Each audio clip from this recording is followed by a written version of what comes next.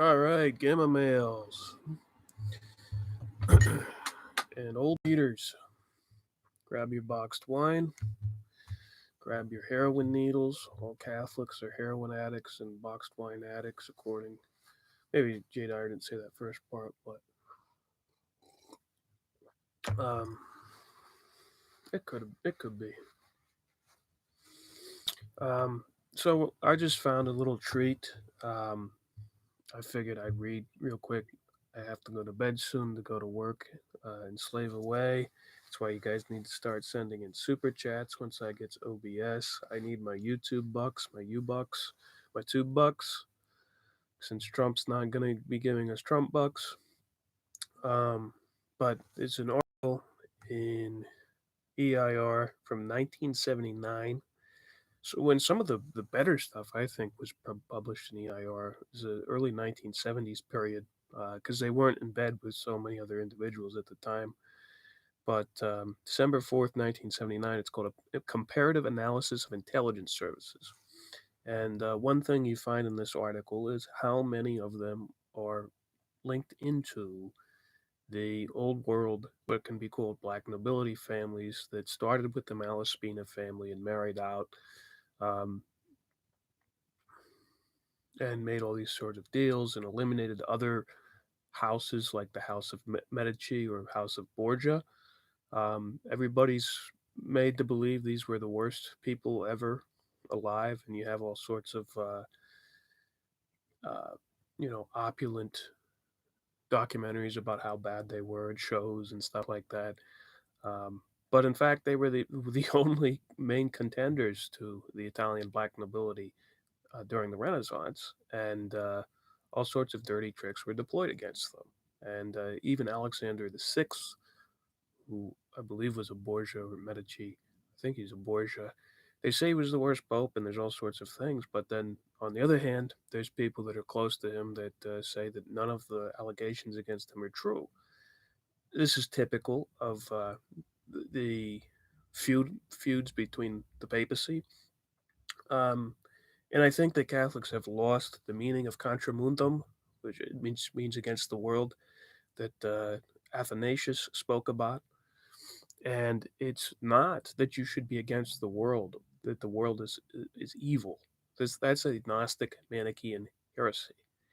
It is that you should be against the ways of the world. It is that you should not be uh, trying to participate in the politics at the sacrifice of the truth. That's the true meaning of contra mundum.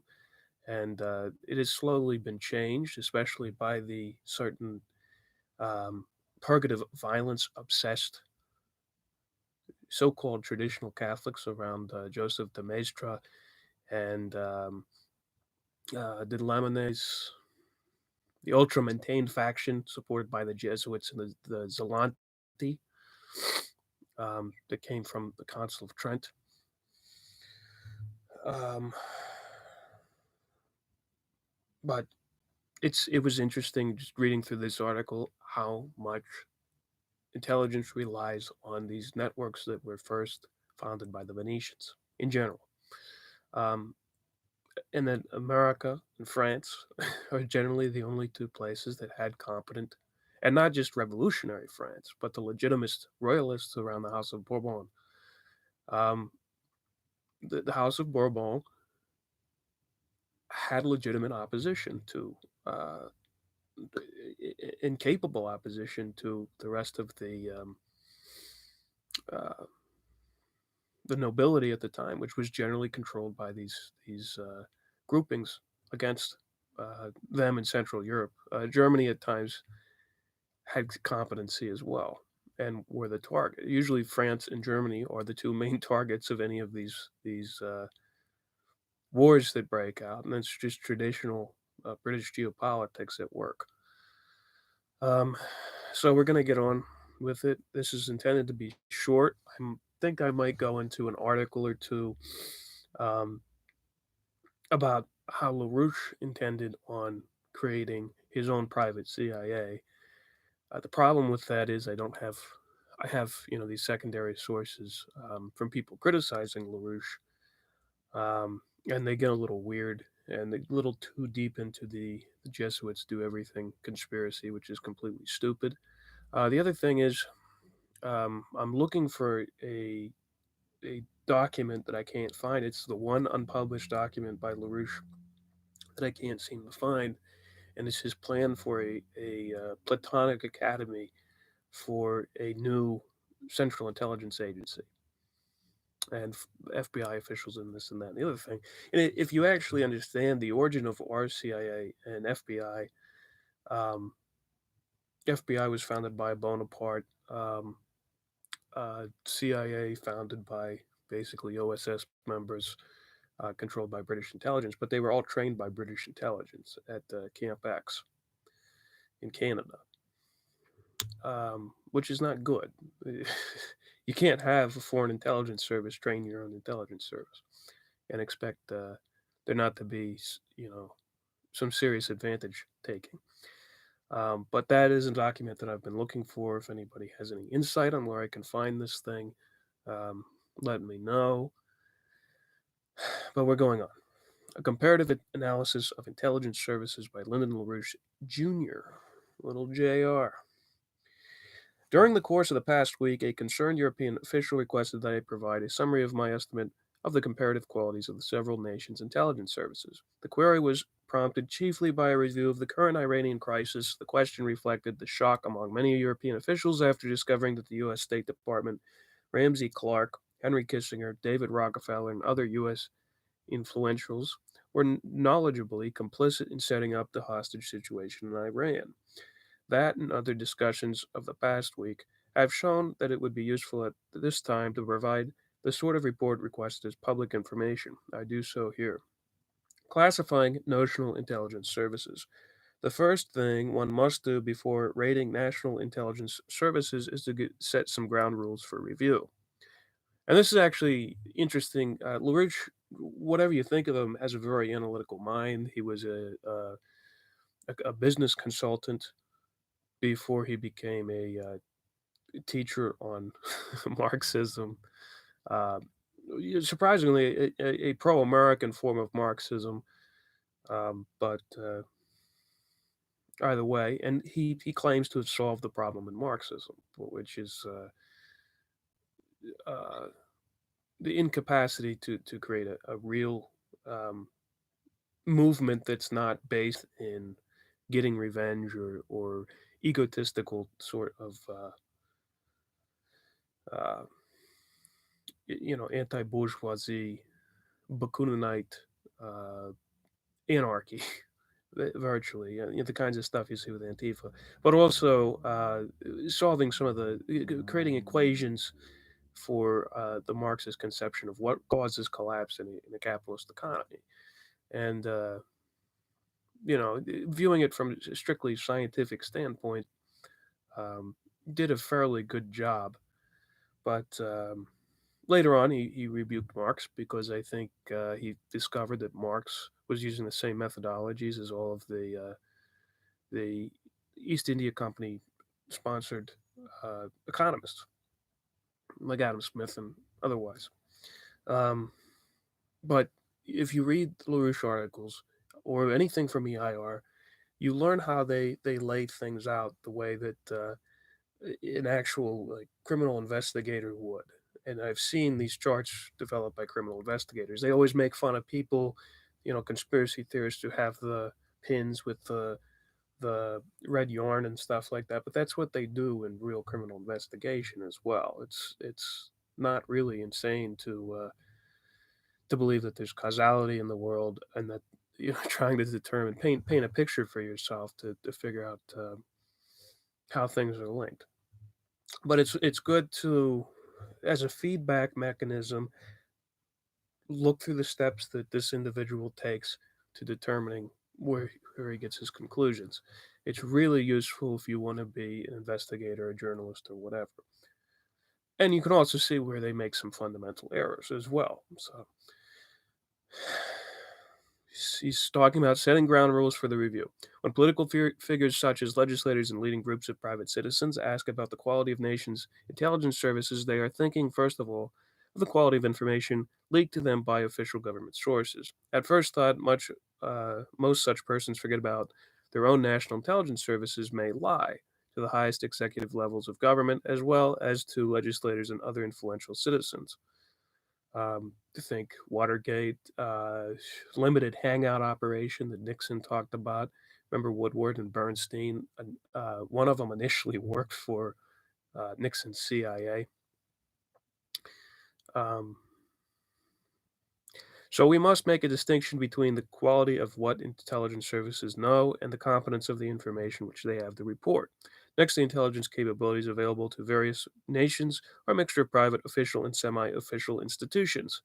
This is why idiots never can understand intelligence operations because they think it all works on the official agency. Um, what's there's a figure of speech when you refer to something. You say like the White House said. Well, nobody's claiming that the building, the White House, is saying something.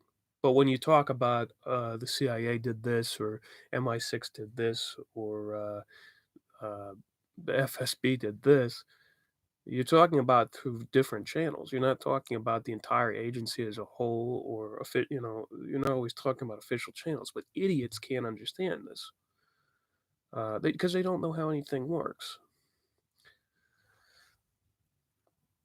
In addition, there are factional differences among the combination of such entities within a nation and within most of the official varieties of agencies taken one at a time.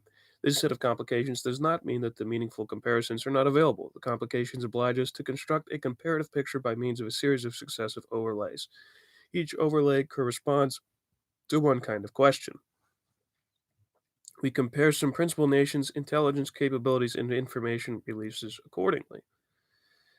So, rated by knowledge, the quality of knowledge, he has Great Britain first, Israel second, Switzerland third, France fourth, the Soviet Union fifth, Italy sixth, seven, East Germany eight, United States nine, West Germany. My commentary on this is generally your information channels come first through, especially when you're dealing with foreign information, come first through Great Britain, Israel, or Switzerland. Um, And then when you deal with the United States is then feeding that back to West Germany. So this is a little dated too because it's during the Cold War. Two, rated by quality of information released. First, France. I get that from reading some French intelligence reports. Second, Italy. I get that from reading some Italian intelligence reports. Third, Great Britain. Fourth, Soviet Union. Fifth, Switzerland. And this is Switzerland's financial intelligence. 6, West Germany, 7, East Germany, 8, Israel, and 9, United States. 3, rated by military strategic competence. First, Soviet Union. Second, France. Third, East Germany. Fourth, West Germany. Fifth, Italy. Sixth, Great Britain. Seventh, Switzerland financial intelligence. 8, Israel. And 9, United States. Fourth, rated by knowledge of international terrorism. First, Great Britain. Second, Israel. 3 and 4, Italy and France tied. Fifth is Switzerland. 6, Soviet Union. 7, West Germany. 8, East Germany. And ninth, United States. Rated by value of information released on international terrorism. First, Italy. Second, France. Third, Soviet Union. Fourth, West Germany. 5, East Germany. 6, Switzerland financial. 7, Great Britain. 8, United States. And 9, Israel. Notice the United States does horribly. And this is partly because, my opinion, extremely limited language capacity, um, and extremely limited knowledge of history, European history, international affairs, etc. You see it in the general population, but I've been to things like AFIO meetings. These people are numbskulls. Um, yeah, it's not good. I mean, even people that formerly worked at NATO, it's because the United States, they talk the talk, but they don't walk the walk. Britain, even though they're an evil empire, so we have basically the British kind of screw the world, screw other people. We're the greatest planet on the earth. Except that the British are willing to fight for that stuff when it comes to pass, and the British are actually in control in many respects. Um, Whereas the United States, we don't form most of our own policy decisions. Um, and we don't really know even our own history. We know our own history for like 50 years, and it's all based on back patting and all of that. So um, here's the comments on each. This is LaRouche's commentary. Great Britain. British intelligence today is the outgrowth historically of a 1590s coup takeover of the Tudors' secret intelligence service of England by the Cecil-led faction. The Cecils were protégés and agents of the Rome, Genoa, Geneva black nobility faction, Palavicines, Colonnas, etc. Um, if you remember the Savoy Hotel, I believe it's in London, is based around the Cecil family. And therefore, of the sixth, okay, so around the black nobility faction, therefore the 16th century Jesuit order, which I have to always remind people was suppressed for a good reason. And by friends of the Jesuits, it was suppressed. Former friends. The Jesuits got so out of hand that every single court virtually in Europe called for their suppression, their permanent suppression. And it's not until Napoleon that the Jesuits are revitalized, because Napoleon and the traditionalist Freemason faction, which we can equate with the Martinists and Joseph de Maistre and these people, they, despite being heretics themselves, called for a new Inquisition and wanted the Jesuits to head this thing. Um, it's a complete simulacrum of the Catholic Church, under the guise of a Roman cult, more Roman than Catholic, as I've heard it described. They were the Jesuits and Rome, Genoa, Geneva black nobility. The Cecils were allied, therefore, to the black nobility controlled Habsburg and Wittelsbach organizations, as well as such wealth households as the ruling House of Hanover. And the Welsh eventually take over in, 1688? John Calvin was also a protege of the Italian black nobility and was a Protestant complement to the Catholic Jesuit order of Calvin's former close associate and former fellow student Ignatius Loyola. The black nobility worked both sides of the Catholic Protestant faction of the 16th and 17th centuries, just as the Protestant League of Francis Henry IV was an alliance of Augustinian currents of both Catholicism and Protestantism. That historical background is indispensable for understanding British intelligence and its immediate accomplices today. If one traces out the history of the Cecil family and the families associated with the Stuart Restoration cabal, one identifies efficiently the hard kernel of what may usefully be identified as the kook faction. I would say this is people that believe that the world is going to end, or they have to initiate the end of the world, or they have to initiate or eminentize the eschaton, as Dugan talks about and as Jay Dyer approves of. These people are insane. Um, the kooks of the European continent and the Habsburg Pallavicini allied kook factions in the Western Hemisphere. These kooks are the one-worlders, the forces which wish to undo such products of the 15th century Golden Renaissance as the creation of the modern nation state and industrial capitalism. These individuals follow the European. So we talk about Joseph de Maistre and all these individuals. Uh, um, there's also the individual Saint Elvedre,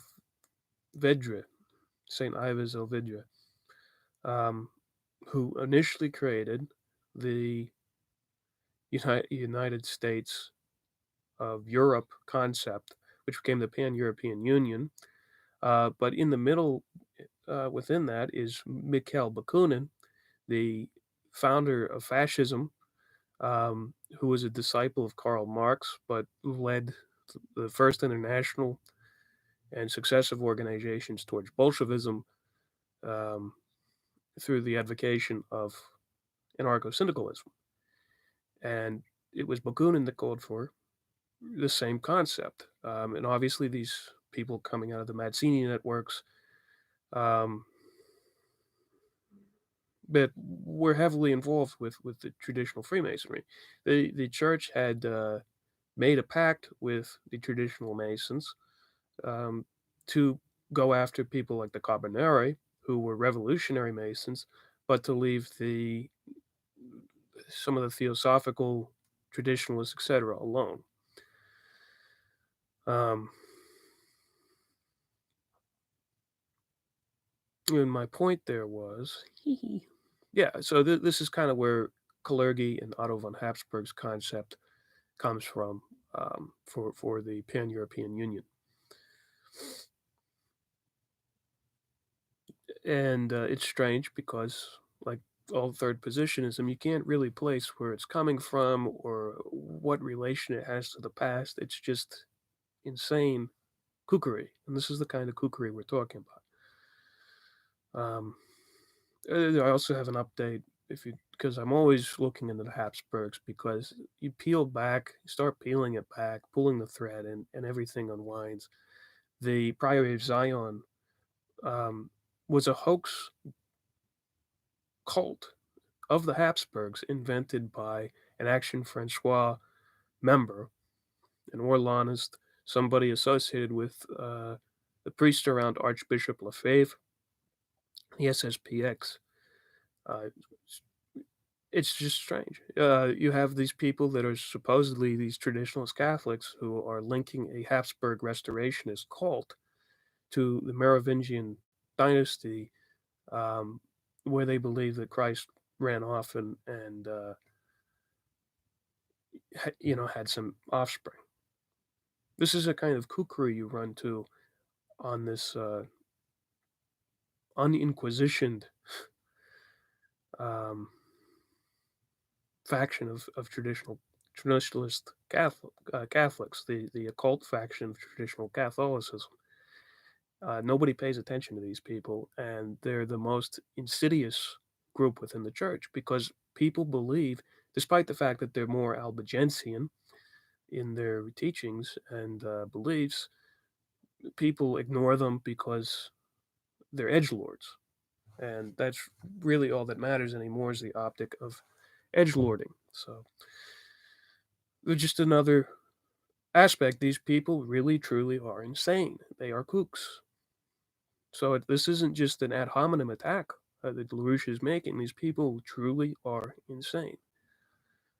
They despise the scientific method, and therefore they actually can't know anything. It's the same insanity that Kant creates in his critique on pure reason, or worse, the ultramontanism of Joseph de Maistre. So these are people who wish to undo such projects of the 15th century Golden Renaissance as the creation of the modern nation state and industrial capitalism. Trilby, Prime Minister Margaret Thatcher, and her Svengali Sir Keith Joseph are above surface examples of the kook faction British policy today. Henry Kissinger and Alexander Haig, among others, are U.S. examples of the same Anglo-American kook faction. Remember, Henry Kissinger's idol was Metternich, the Habsburg foreign minister, I believe, of the Holy Alliance. Opposite to the Kook faction in British intelligence and policymaking are the British nationalists. The realists, like the Kooks, the nationalists or realists, are determined to assert London's hegemony of influence in world affairs, but are not willing to go so far as to risk the absolute destruction of the British to accomplish that end. At the present moment, the Kooks are running rampant in Britain and in hegemonic influence over policy circles in the United States as well as Israel. Another note I'd like to mention is that the Cecils were heavily involved in the Oxford movement and the Greater Oxford movement. Catholics will know this is where supposedly the Anglican Church, a lot of the members convert over to Catholicism, the same kind of thing that's going on today. But today, and just as back then, you have tons of people that are uh, some sort of occult kook, and many followers of Joseph de Maistre, like Cardinal Manning. I think Cardinal Newman was one of the few people that had a legitimate conversion in that entire movement, You have to understand the actual Greater Oxford movement starts in 1820s, and it is a movement more oriented towards Eastern cults than anything else. And there's also a lot of fundamentalist Protestantism and all sorts of things going on there. It was just a wellspring of crazy extremist movements obsessed with different rituals, etc. And it's doubtful that a lot of those people were authentic converts rather than just people that are taken over by the bush spirit, if you understand that reference. Um, so next on the list is France. And here's what he has to say about France. French elites, including military and intellectual intelligence elites, are also determined historically. One current in the elite of France is rooted in the establishment of France as a modern national economy under Louis XI. The 16th century politiques and their 17th century continuation through Cardinal Richelieu, Cardinal Mazarin, and Colbert represent what is usefully termed the legitimist tradition and faction, the faction associated with Marquis de Lafayette and Benjamin Franklin's other 18th century allies. Formerly the legitimist royalist faction of the 1790s, the legitimist current has become the modern French Republican elite as typified by the late President Charles de Gaulle and before de Gaulle by the great minister of France, Gabriel Hanotaux.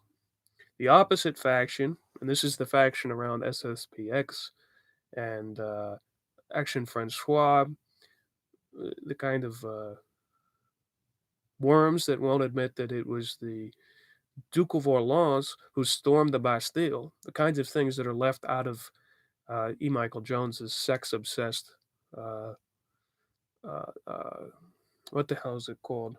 His treatise on all the revolutions being caused by sex, um, libido dominandi.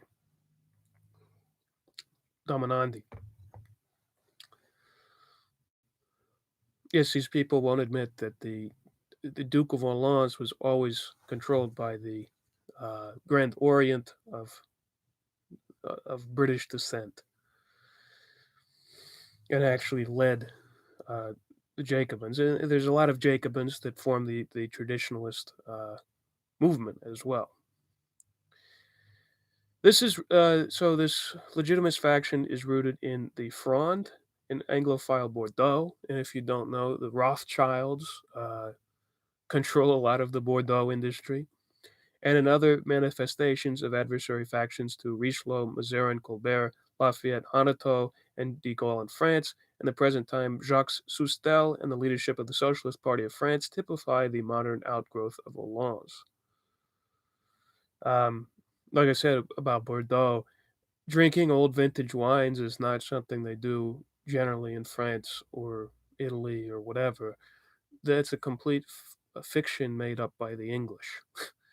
Um, the obsession with wines and the obsession with investing in wines and all of this, it's garbage that came out of their obsession with the rarity of goods and things like this. The close alliance of the Duke of Orleans and Jacques Necker, the Swiss agent and financial minister of Louis XIV, who tried to bankrupt Louis XIV, destroy the Bourbon dynasty. During the 1780s, through their deaths, was also their mutual alliance with the British forces centered around Lord Shelburne, Pitt the Younger, and Jeremy Bentham during the course of the French Revolution. It was Orleans and Necker who sponsored the Jacobin faction and Jacobin terror in the 1790s France. And later on, it was resurfaced, the Jacobin terror, under the um, Camelot de Roy of Action Francois, which would go out and sell the Action Francois newspapers of Charles Maurras and Orleans newspapers.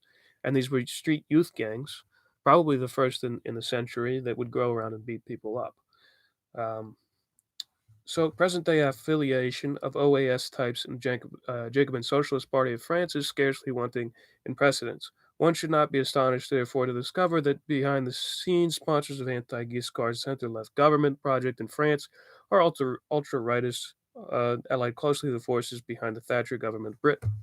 In general, because of the French elite conscious rooting in knowledge of European history, French intelligence is potentially of high quality. The weakness of French intelligence arises from the precarious hegemony of healthy currents over the insurgent anti-Gaullist forces typified by Soustell's friends. Um, French are extremely literary culture.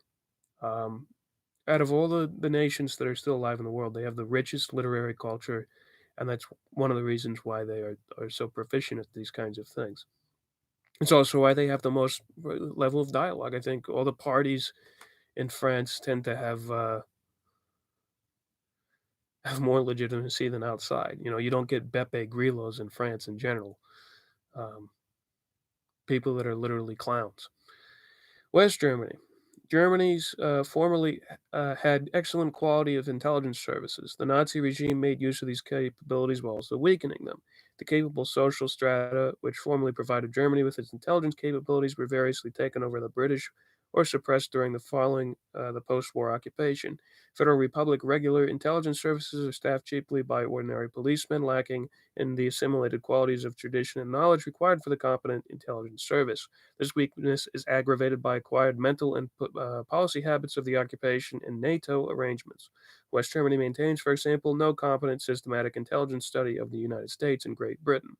Former German intelligence capabilities developed in the aftermath of the 30 Years' War. One branch of this development was the military and civil service professionals of the German oligarchy.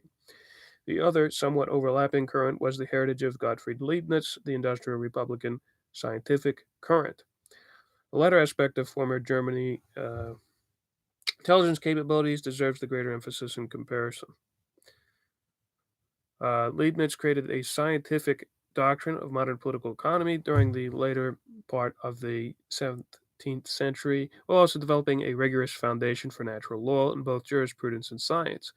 Leibniz also cooperated with the French arch intelligence grandmaster Jean Baptiste Colbert, with English Commonwealth Party, and with Eugene of Savoy, who was actually one of the good members of the Savoy family. Um, in heading up during his lifetime one of the most sophisticated operating political intelligence and operation networks the world has seen to date. Leibniz and his allies came near to taking over Europe. It was the corruption of Louis XIV plus the culmination of the corruption in Marlborough's campaign which narrowly defeated Leibniz and his allies. During the period of the French Revolution and afterwards, Germany's republics, the heirs of Leibniz, were concentrated along the spine of Germany, the Rhine. These forces worked closely with Lafayette's circles, including the École Polytechnique and its heirs in France. So you hear all about the United States and you hear about the French Revolution, but you never hear about all of these German republics. In the close cooperation with Lafayette and the Whig forces in the United States, the German Republicans of the post 1815 period developed a strategic approach for the industrialization of Germany, developing centers in the Rhineland Ruhr area, metalworking industry, and centered around Stuttgart, chemicals and metalworking. Through a strategic approach to developing the German railway system, the 19th century German economic miracle was accomplished. German republicanism was significantly disrupted as a political force in its own right by the developments leading into the following of the 1848-1849 revolution. The Republican tradition of Leibniz, Schiller, von Katte, and Friedrich List retreated in the province of science and industry. Despite the wrecking of the 1919-1946 period, these social forces persisted as a significant force in Germany's political life, if assiduously into the 1966-1968 period, since when they have tended to evaporate or become mere shadows of their former selves. Under occupation and post-occupation arrangements, various foreign and domestic influences in West Germany worked to the effect of preventing either the industrialist or military traditions from becoming dominant in the development of new nationalistic German set of intelligence services. Germany's intelligence services have no historical perspective or grand strategy today. To the extent they develop an intelligence estimate, this occurs by reacting to developments thrust upon them, not by developing a comprehensive overview in respect to historical and national interests of the nation. This is associated with heavy dependence upon, and worse, subordination to, intelligence estimate handouts by principally British dominated NATO, and British Israeli Peking dominated USA intelligence playbacks. There are isolated exceptions to this, including some better perceptions reflected by Chancellor Schmidt and his Chancellor's office. However, these are conspicuously exceptions and do not represent or have the advantage of adequate qualities of in-depth, comprehensive work by regular intelligence services. Crucial proof of this characterization is provided frequently by the statements of numerous among leading industrialists and other figures in Germany. We refer to the statements which could not possibly be issued unless the issuer were pathetically ignorant of ABCs in the area involved. And here's about Italy. The superiority of intelligence services over West Germany's is often masked by the fact that the Italian nation's relatively advantageous position as an economic and military strategic power. Italy has several intelligence traditions, and the Italian institutions were not gutted to anything near the extent of post-war Germany institutions were ravaged. There are principally two intelligence traditions in Italy. One centers around the Roman black nobility and involves the uh, Genoese black nobility, the Fanfani-linked currents of Christian democracy, and the Socialist Party of Italy. If we define the anarchist and anarchoid elements of Italy as the heirs, respectively, of Mazzini and Croce, and as the extreme left, then it is correct to report that the extreme right and the extreme left of Italy are siblings of the same black nobility mother. This is analogous to the Soustelle Socialist Party linkage in France. The other principal current in Italy is centered around the Augustinian currents of Christian democracy and often has a support on matters of national interest from the Croatian forces of the Communist Party. This latter connection is stronger than the present-day Gaullist influence of the Communist Party of France. This latter force in Italy tends towards close cooperation with the like-oriented forces in France. This force in Italy has been the principal foundation for the recent governments of Giulio Andreotti and is the force responsible for inspiring cleanup recently directed against international terrorism in that nation. You have to understand things like Gladio, etc., um, are run by the Nazi communists that aren't exactly, they're not communists. The more accurate description would be anarcho-syndicalists. Um, things like Casa Pound, which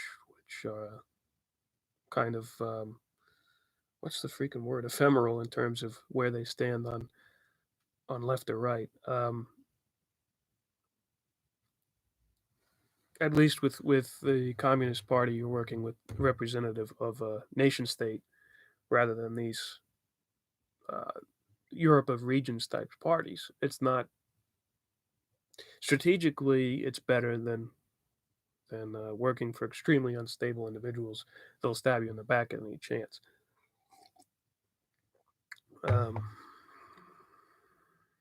Switzerland.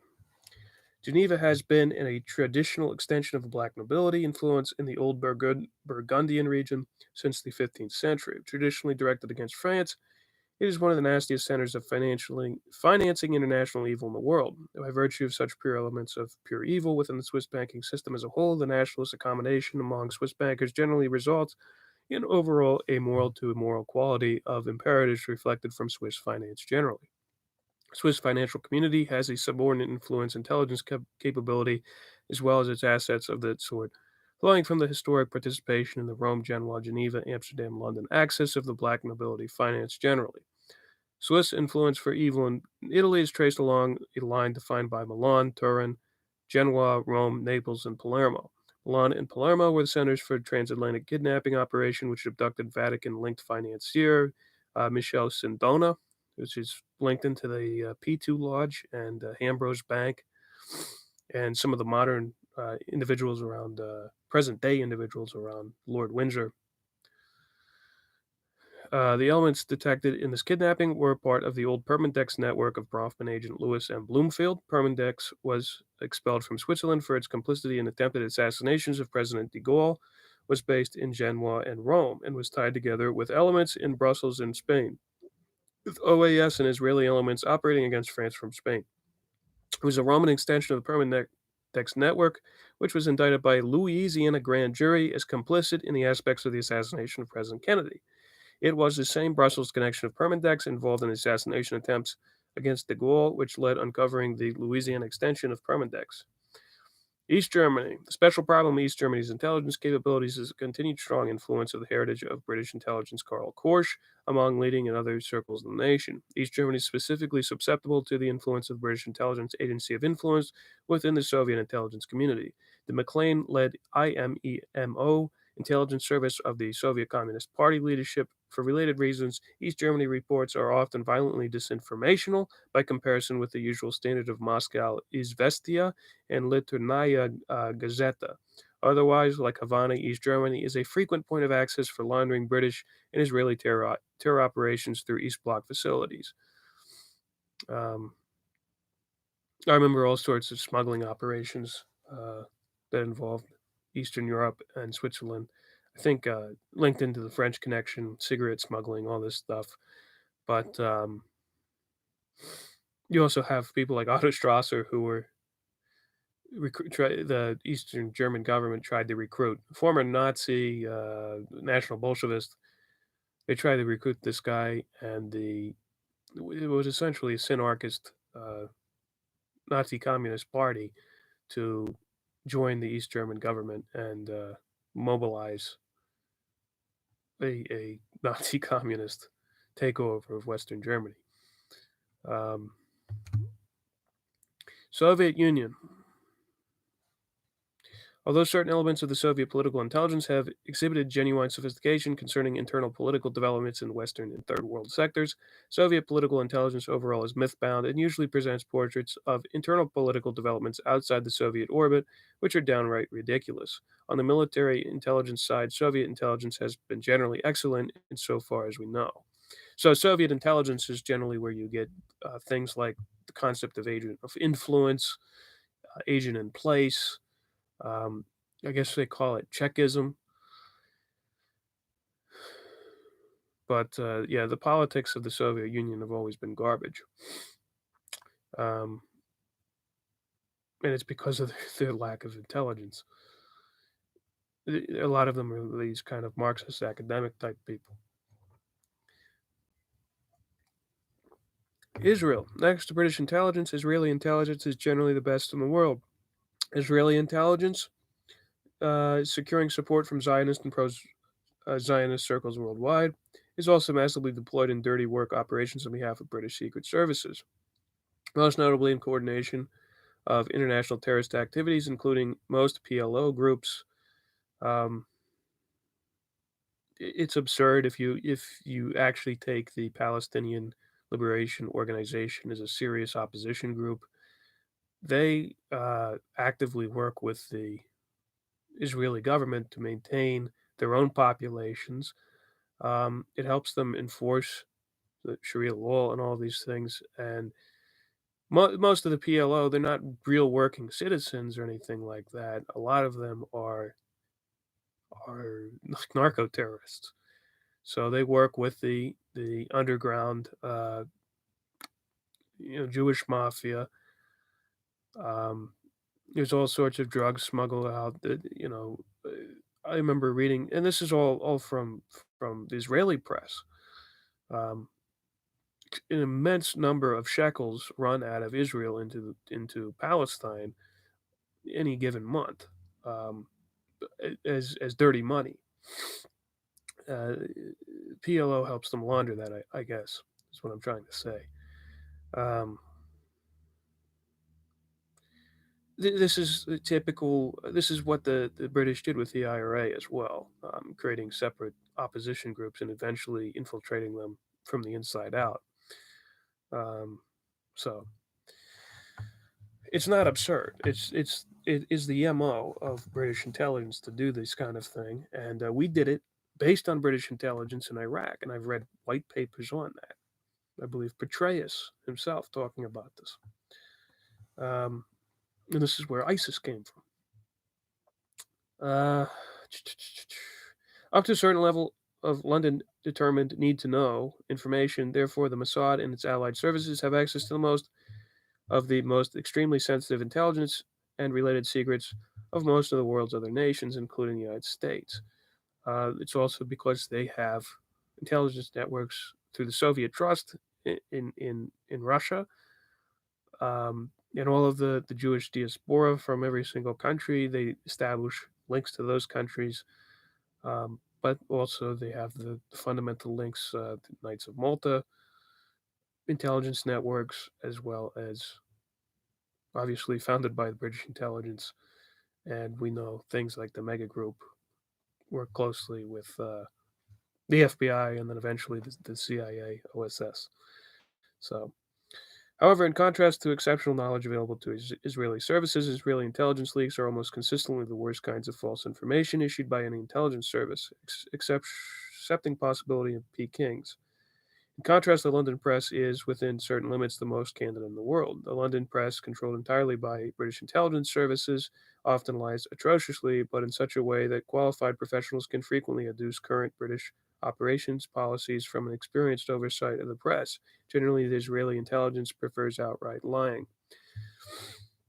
United States. If we strip away United States intelligence, those elements which are in fact penetrated agents in place of British, Jesuit, and Israeli intelligence services, the United States presently has virtually no independent intelligence capability working in the national interest. The last vestige of such a capability was expatriated from regular agencies over the period from August 1977 through fall 1978. The takeover of the U.S. International Association of Chiefs of Police and a similar coup within the Law Enforcement Intelligence Unit virtually eliminated anti-terrorist intelligence capabilities as well.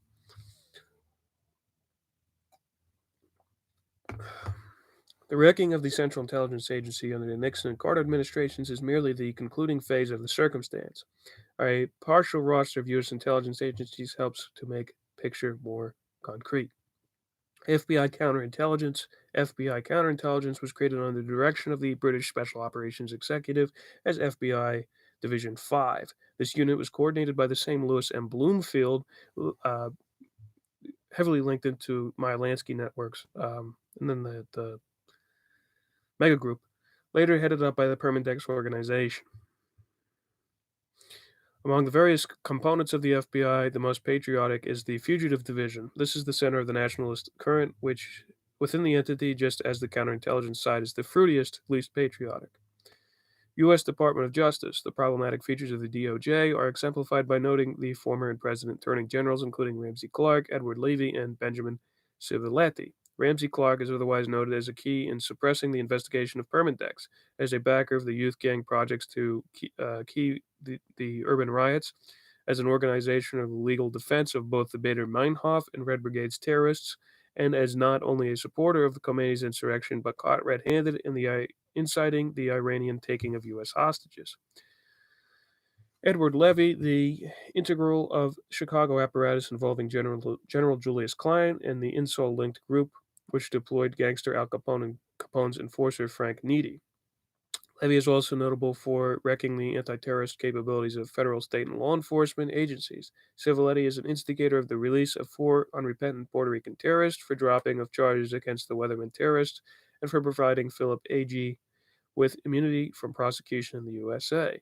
The dirtiest elements in the DOJ centers historically around the initials OSI, Office of Special Investigations, a current within the Julius Klein, with which Julius Klein is associated historically, as well as his role in reviving the Office of Special Investigations over the objections of all DOJ officials but Civiletti. During the following the last war, Klein headed up the unit in which Fritz Kramer and Helmut Sonnefeld performed key roles. This unit also included PFC Jeep driver Henry A. Kissinger, the Jeep driver which Kramer transformed into the Kissinger Kramer recently. I don't understand. The Jeep driver which Kramer transformed into the Kissinger Kramer recently described as a public figure I invented. Kramer also invented the midget 4-paperclip man on a white pony, General Alexander Haig, the man who aided Kissinger in the inside phases of setting up Nixon for Watergate. The National Security Agency, the NSA, is also a creation of the British Special Operations Executive and is to this day an agency jointly operated by USA and British intelligence. If you remember the Edward Snowden, I don't even remember what it was called, PRISM program, All of this stuff was initially revealed in Le Monde and French magazines, and everybody in the international community generally knew about this except for us, and that's why so many people fell for Ed Snowden, despite him not really having any new revelations. Because oh well, now we have official channels which are saying this, and I'm pretty sure the British already had official channels saying these things. It's just nobody in the U.S. pays attention to foreign news. It's insane. It is the largest U.S. intelligence agency, the NSA, and is primarily the agency which monitors postal and telecommunications domestically as well as internationally. But my major point there is that what is it, GSHQ or whatever the hell it is over there, the British form of NSA, um, they monitor all the fiber optic cables, undersea cables that come through Europe, through England, and then to North America. They're the center of that, and that's why they would have created such a thing, is because they siphon off all that information, and they siphon off a lot more information than the NSA. This is the agency which opens each and every diplomatic pouch and intercepts and decodes all diplomatic communications, as well as maintaining 100% monitoring of all international mail and telecommunications to and from the United States. The NSA also runs other forms of dirty tricks. Air Force Intelligence. Air Force Intelligence is the second largest after the NSA official intelligence agency of the United States, and one of the dirtiest as well as the least patriotic. The Air Force intelligence is historically complemented by the overlaps with the RAND Corporation. Think Herman Kahn. We talked about him for some reason before, I don't, in the last podcast or something. A private contract intelligence agency. The RAND Corporation is the corporate outgrowth of the wartime United States Strategic Bombing Survey. The latter was a clone of the British Strategic Bombing Survey, which was in turn a subsidiary of the Tavistock Clinic, the British Psychological Warfare Branch. When RAND was constituted as a private corporation, the Tavistock Institute, Sussex, directed the corporation's development under the immediate on-site supervision of top British cyber executive H.V. Dix. Although the Air Force intelligence is presumed to be concerned chiefly with the strategic and tactical concerns of the USA and NATO air aims, the bulk of its activity over the decades to date has been psychological warfare operations, including major operations developed against the U.S. population. Naval intelligence. When U.S. naval intelligence was constituted during the 1880s, it was mandated to conduct operations against every foreign power but Britain, the one power it was prohibited from studying. During the following war, a special counterintelligence section called the Office of Naval Intelligence was developed under the coordination of Colonel Stevenson's aide, Lewis M. Bloomfield. I believe Stevenson, I wonder if that's a relation to, or if he's talking about Stevenson, who headed up the British Special Operations Executive. Who was that? Maybe I'm getting my William Stevenson. Yeah.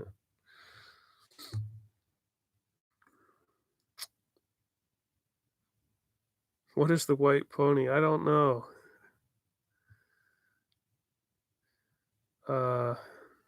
What's up? Ocala, Ocalaclaw. I have no idea what's going on most of the time. Yeah, I don't know. He might be joking, John. I have no idea. Now, listen, I'm going to be getting OBS as soon as I get my Trump bucks, or as soon as you send me $2, so I can actually get a super chats and stuff.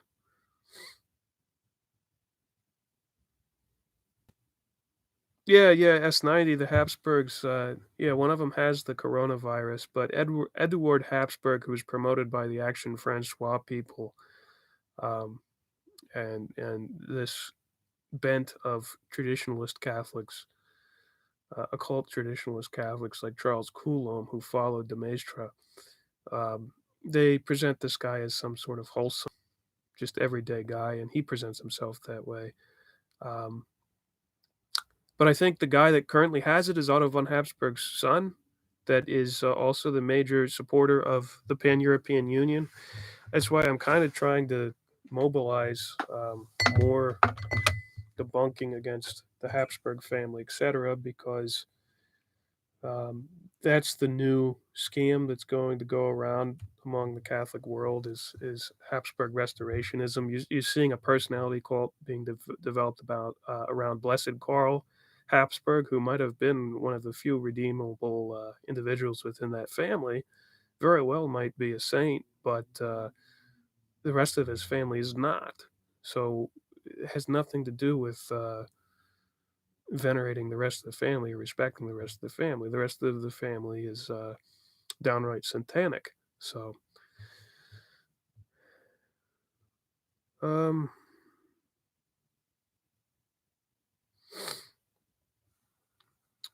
the Pan European Union, the EU has good and bad qualities to it. It's kind of a compromise between the Pan European Union. Um, yeah, it's good to have economic partnerships and trade agreements and all of this. Um, and there were good things about like the European Monetary Fund and all of this. Those were actually decent ideas. Um, General idea was economic partnerships and all of that. The EU is kind of still doing that kind of stuff, but also enhancing all sorts of regulations that are aimed at destroying economies and obviously the immigrant crisis and all sorts of garbage like that. The EU's definitely gone downhill since its inception, but there's always been kind of lurking in the background the pan-European idea. The preferable idea for Europe is system of nation states respecting national self-determination while also advocating cooperation and competition. Dugan, what Dugan wants to do is hijack the European Union. They want to hijack China's program today and merge these things together in such a way that Russia controls the infrastructure and that Russia controls um, the mineral rights and all of the non-renewable goods, essentially. Um,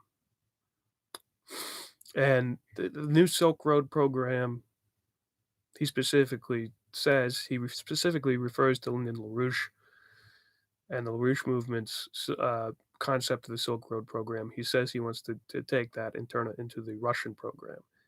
Um, have you seen Bunting's clover map with Eurasia, Europe, and Africa as three petals, with Jerusalem at the center? No, that's very interesting.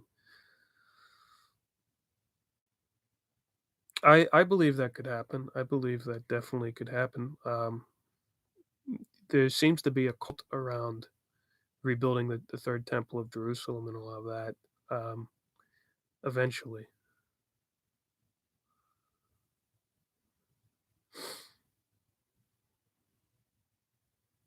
Hmm.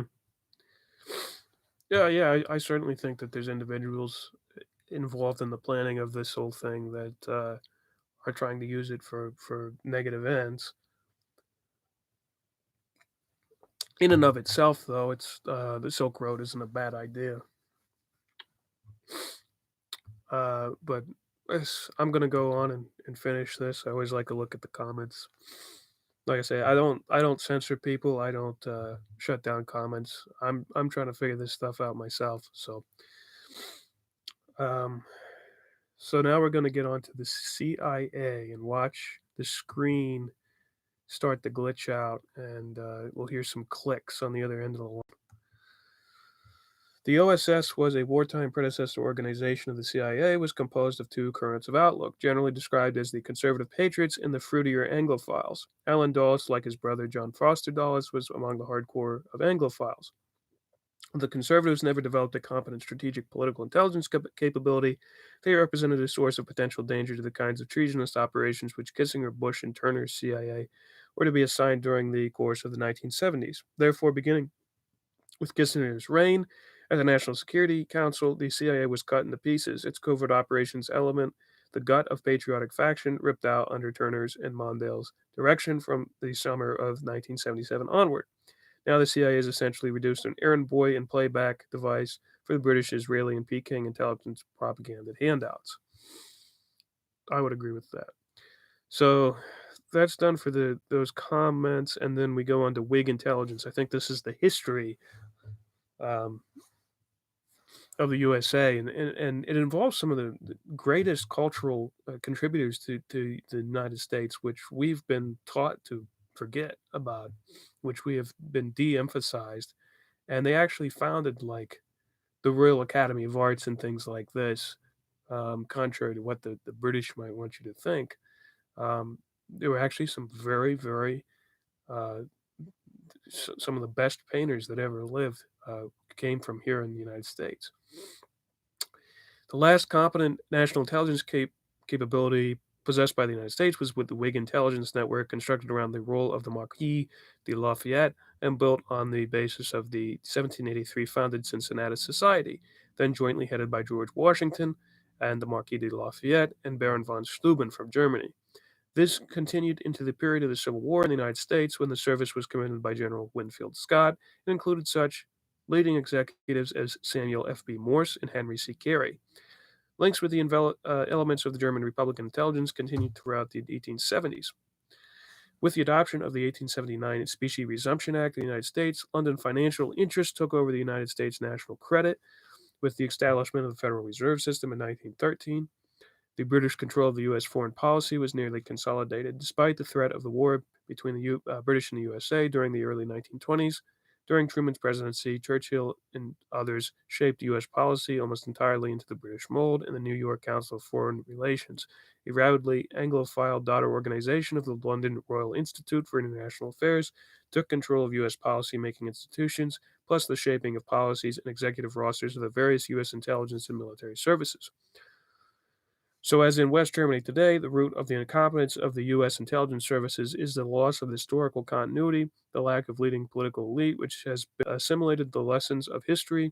At best, the intelligence services of the both nations are dominated by the most narrow sort of pragmatism, with a forward concentration span of minuteness, which would embarrass a brain damaged grasshopper. And Okala will say, "What is a brain damaged grasshopper?" And I'll say, "Dude, I love you. I love you, man. I don't know either." A similar problem arises in Soviet intelligence. Soviet mythology prevents contemporary Soviet political intelligence specialists from rooting their perception of strategic national intelligence in the example of Count Witt's alliance with France, Gabriel Hanotto. For related reasons, Soviet specialists do not recognize the identical British motives for creating both world wars of the century and therefore blindfolded in their attempts to assess the British geopolitical motives, which run constantly from Lord Milner's turn of the century coefficients in the Round Table and the China option of today. Politics is making of the present and future history with a deep rooted comprehension of corresponding historical process. An intelligence recruit is doomed to be essentially incompetent in respects to larger, more fundamental issues of politics and related strategic intelligence, unless if he has that conception. A competent intelligence officer is one who has assimilated past history as living history into his innermost sense of personal identity. Just as the sense of personal identity is the source of energy for the concentration span and for the passion of judgment, so the best intelligence officers have tended to be those who embody an inbred family tradition concerning their forebears' place and the former course of historical struggles in the world affairs. It is for such reasons that the British oligarchy, which represents the wrong side of history to this date, has maintained the best among the world's national intelligence services. It is for such reasons that the legitimist tradition in France, typified by de Gaulle, has the best sort of insight into the British problem and produces the second best intelligence product in the world among national intelligence services today.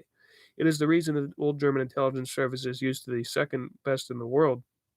Conversely, it is the key to the reasons that the United States and German intelligence services are presently among the worst of all principal nations in the world. This writer is associated with one of the better private political intelligence agencies in the world. He's referring to Executive Intelligence Review. For related reasons, numerous among leading circles in the Federal Republic are obsessively persuaded that I am a CIA agent. They obviously insult me unintentionally since they do not know how bad current CIA performance is. Since the NSIPS product is better than the CIA product, they obtained through normal channels. They assume that NSIPS, the private news agency, I think that's New Solidarity International Press Service, which I'm associated with, must be reflecting some of the better inside information evaluations of the CAA, not circulated through normal courtesy channels. The New York Times, in preparing this libel against me on behalf of the New York Council on Foreign Relations last summer, was working at that time to prove, with the aid of CIA Director Turner, that I was tied to some obscure dark part of the intelligence community beyond the reach of Admiral Turner. As the Times reported, Council on Foreign Relations Director William Bundy was fearful that NSIPS might have penetrated into the most secret proceedings of the Bilderbergers. Interesting. Unable to make the CIA connection, even with aid of Admiral Turner, the Times abandoned the thematic lead for its libel and adopted a recommendation of the British intelligence instead for its thematic lead. The Times libel was prepared in collaboration with the Permindex-linked, Trump-linked Roy Cohn, who was acting on the contract to British intelligence in this matter, according to John Loeb Jr. of the Loeb Roads Company. British channels in their U.S. playback circuits tell Americans that I am a German agent, tell some Germans that I am a CIA agent, and other Germans that I am KGB linked. They also circulate the story in other quarters that I'm a Vatican agent. That is deliberate disinformation. Of course, since the same channels have been caught red-handed circulating directly opposite allegations to different persons and governments according to the psychological profile of the recipient of such lies. Quite apart from these lies, those same circles, including intelligence networks based in Georgetown University, think Mark Hackard and the Jesuits. I'm just kidding. Not linked to this currently, but I always want to remind people Mark Hackard and his entire family are Jesuits that are for some reason supporting the Russian Orthodox Church. Sincerely believe that I was recruited by some Western European secret circles during the spring of 1968. They are currently deploying a major international effort for the purpose of attempting to discover who the darned Western European agency might be.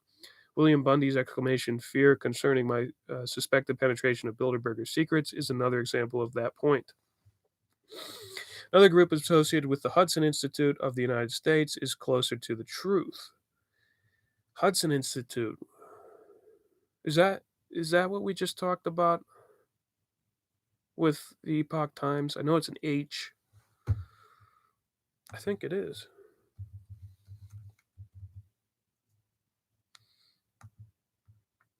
Is it really? Don't tell me it is. You get so many things bouncing around in your brain. Yeah. Well, look at that.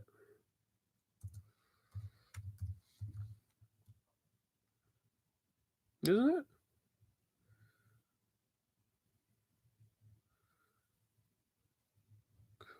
Max Singer, co-founder of the Hudson Institute, Epoch Times.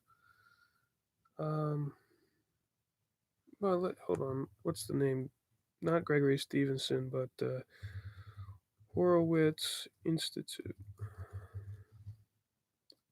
Man, I can't.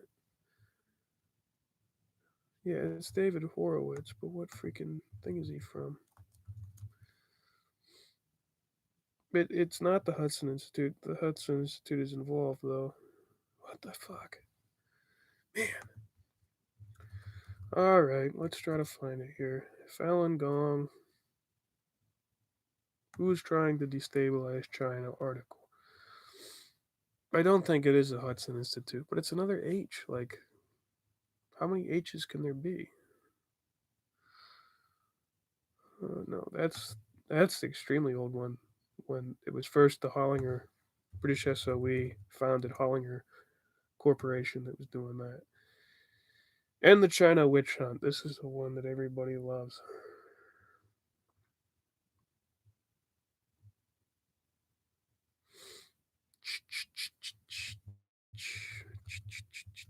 What the man? I really, really do despise.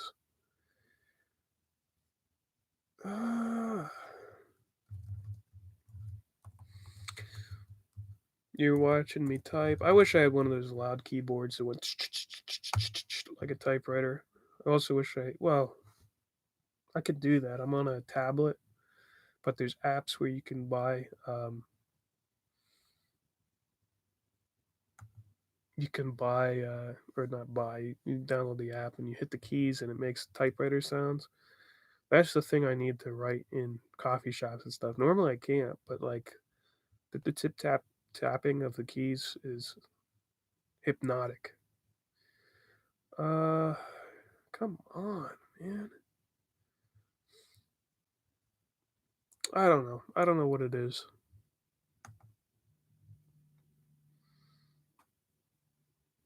Am I a Rushi? I don't know. I'm a Mooney. I'm a Falun Gongy. I'm a Falun Gong soy boy. All right, we're losing light, folks. I'm sorry to tell you, but we got to finish. If you figure out, I will be giving a prize to whoever figures out. Is the Hudson Institute the one that was associated with Falun Gong? Yes or no? I know it is associated, but the one that I talked about in my last couple talks. Hudson, okay, another group associated with Hudson Institute of the United States is Close to Truth. According to the source, Hudson has been provided use of a major corporation's computer facilities to put all of the literary output into a computer for a linguistic analysis. Corroborating high-level source in the United States intelligence community reports that such an analysis is being made for the included purpose of tracing my intellectual influence into broader circles. According to the source involving this in running this project, the included purpose is to assess the impact of my ideas in literary form for such contingencies as my martyrdom. This source complained, and rightly so, that a better approach would be to proceed from the standpoint that I am a Neoplatonic thinker. I included the discussion, and that's why people were deployed by the neocons. Alan Bloom, who wrote Closing of the American Mind, I think that's him, to teach all these things that are opposite in Plato. I really do believe that. I think that LaRouche's investment in classical culture was definitely opposed by the neoconservatives and this strange traditionalist bent that claims to represent Western society but secretly hates it. I include a discussion of uh, New Solidarity International Press Service and its capabilities here because the discussion bears directly upon solving all the kinds of problems associated with the current poor quality of German and U.S. intelligence. Source was correct in stating that the secret about LaRouche is that he's Neoplatonic. In stating that the source identified exactly the reason for blundering investigation of the Georgetown-based intelligence group. In seeking a tangible, personalized West European source for my presumed 1968 co-optation, the Georgetown group had erred merely in misplacing the nature of the source of my Neoplatonic outlook and methodology. The Neoplatonic outlook and method, sometimes termed alternatively the Augustinian outlook, is the essential feature of the French legitimist elite, of the corresponding elites with the Italian Christian democracy, and the German Republican industrial scientific elite. British intelligence services typify the opposing elite, the Apollinian or Delphic tradition of opposition to Neoplatonism. In the wake of August 1971 catastrophe engineered by London and by London accomplices as John Connolly, Paul A. Volcker, and Henry Roos, I proposed to my associates that we organize an intelligence service along the lines of a desk organization of a major national news weekly, a coordinated transatlantic operation against us 1973-1974 involving high-level elements of British MI5 and corresponding elements of NATO intelligence led to our discovery of additional dimensions in the current strategic situation and prompted us to incorporate our political intelligence activities and related news service as New Solidarity International Press Service. Um, During 1975, two developments brought this writer. Excuse me.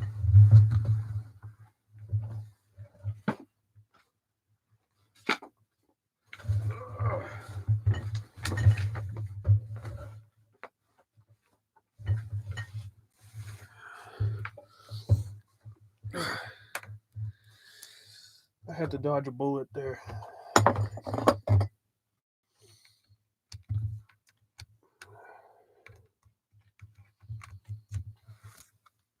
This is how people without KGB funding have to do their Their shows. What is this weird noise? What is that?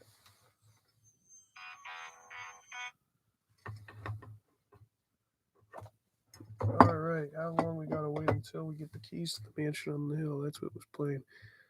All right, I do look a little silly. I got that nose triangle.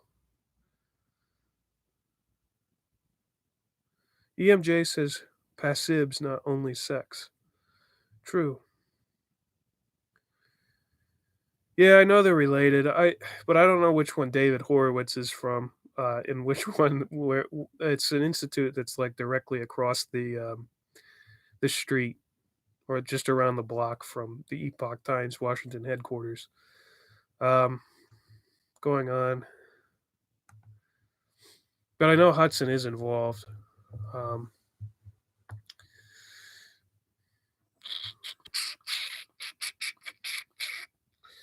okay, yep. So covert operations against me and my associates. As a consequence of the increased contact and prominence in many circles, NSIPs, I'm going to refer to this LaRouche's press service as NSIPs, okay? Emerged increasingly as an active factor in the world political intelligence circles. NSIPs reports are used as a source for composing evaluations, employing operations by many circles. And NSIPs representatives are in active contact with a wide variety of circles in the world, including a course of journalistic activities and background discussions. Um, one thing that's very interesting, and I wish I could get my hands on, is a private publication by the LaRouche movement, private only, called Investigative Leads, and that's all of the scrap material that they can't cover. They published in these editions, and you could buy them, so you could go and investigate the things yourself and come up with stories about them. And I can't really find how to get access to these things, but it would be extremely useful for any sort of investigators. I'm sure there's all sorts of um, connections that going back and trying to integrate it back into what we know now, you could definitely make something of it. So very interesting stuff. Since the material resources of NSIPs are severely limited, the importance of NSIPs rise from the quality of evaluations and related work, not the sheer mass of information processed. In 1979, for example, total revenues from the publication sales and related income associated with NSIPs actively internal nationally will be ordered in the order of $4 million. Persons chiefly involved in news gathering and evaluations, works associated with NSIPs total to merely several hundred internationally. Um, and this is exactly the same kind of things that all these cults are doing. Um, Epoch Times and the Moonies and all of this. They're intelligence fronts that are set up to gather information. Now, Epoch Times is more interested in disinformation and uh, serving political agendas by rousing the population, whereas this is more about trying to understand power structures, etc. Um, two very different methodologies. I think the LaRouche movement at sometimes tried to rouse people up, but generally produced good content. And Epoch Times tailors its content to all the different niche alt right groups in each of the countries. I think we read that before in an article on the last two videos that I did. I'm trying to remember where it was from. I think the New Republic. Um, but if you remember, Washington Times was headed by this intelligence asset who actually is. I did a full corrections and clarifications on the one video because the guy is Belgian, is Dutch, did work for intelligence at a very young age, um, and that's generally wiped from his biography. But there's some books out there that actually tell the whole story from candid interviews with him. Um, I don't know if I said his name. Uh, I'm taking too freaking long. This is what I always do. It's a guy that was associated with the Washington Times, and there's another major the initial Trump backing publication from the Skay family. Uh oh, no. Oh man, what is it? Man, my memory's so bad. Um, Newsmax. I think he helped found Newsmax as well, which Newsmax was the initial. They held the initial where Trump was supposed to be the guy that mediates the debates. 2008 Republican convention. They were the ones that put Trump on the spot, and obviously CNP connections, and his old Pittsburgh pals, the Escape family, were the major organizers in that whole thing. Ah, boy. I'm supposed to be going to bed. Why are you guys making me do this? Arnold de Benoit. No, that's Alan de Benoit. Arnold. I can't. Arnold. Damn, dude. I've been last 3 days. I worked 3 consecutive 12-hour shifts because of the freaking corona. I have to double my income by getting my government bucks and working at other jobs, so that I can afford to do things like this and bring you guys the truth that only I tell. But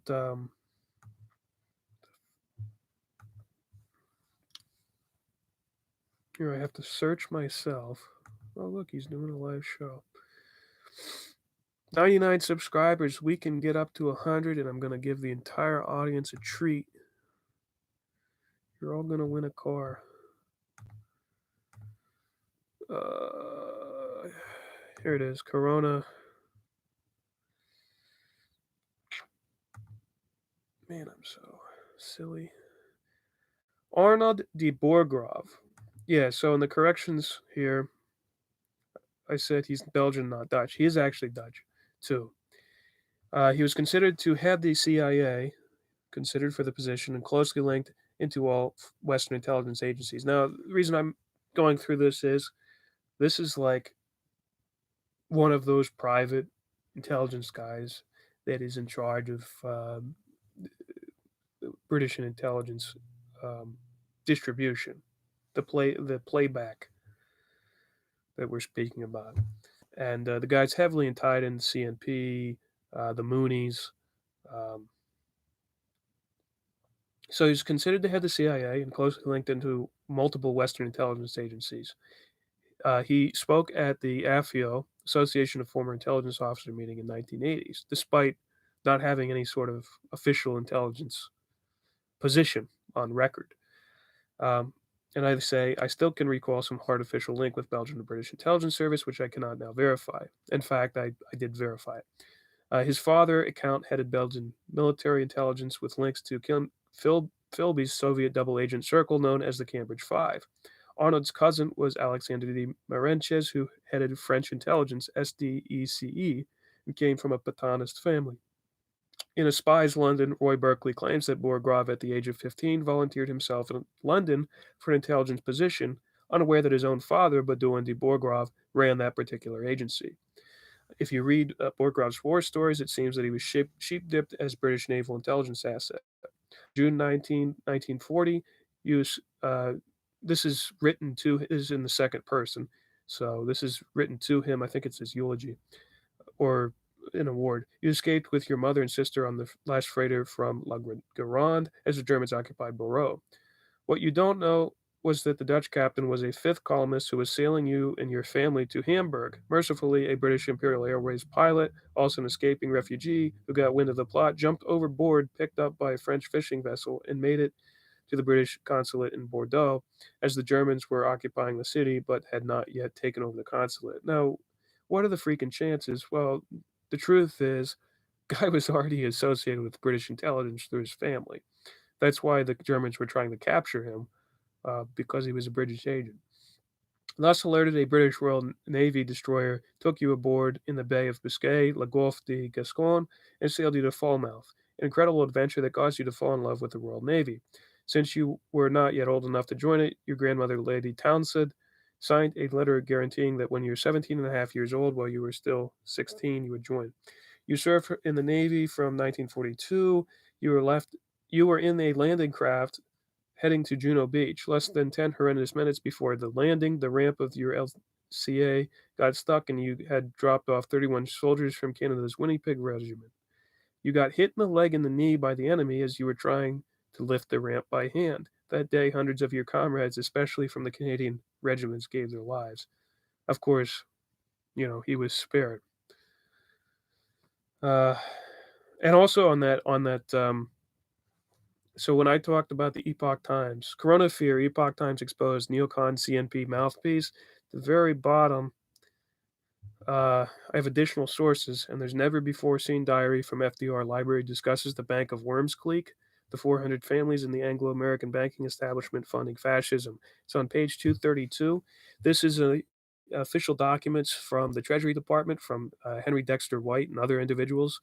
Um, so people that are not even good individuals, but they're specifically talking about this thing, which now people will dismiss as a conspiracy theory, despite the fact that official banking policy was being based on this thing. Um, and so we might read that on another show, but I don't think anybody else has uncovered these particular documents. That Henry Dexter White was one of the people that was sharing these memorandums. But it's very interesting that McCarthy targeted Henry Dexter White. McCarthy, who was associated with Roy Cohn and what became the Mega Group and the Lewis Bloomfield groups, um, attacked Henry Dexter White and got him removed and his associates removed. Um,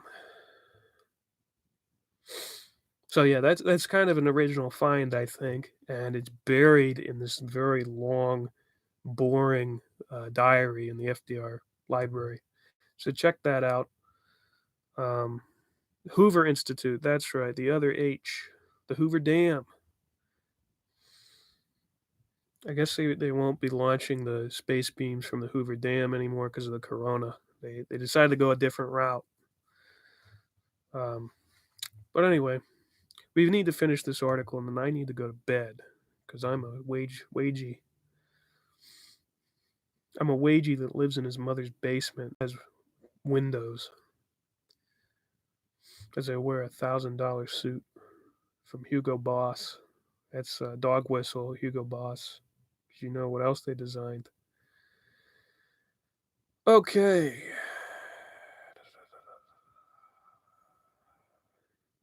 Okay, the root of quality.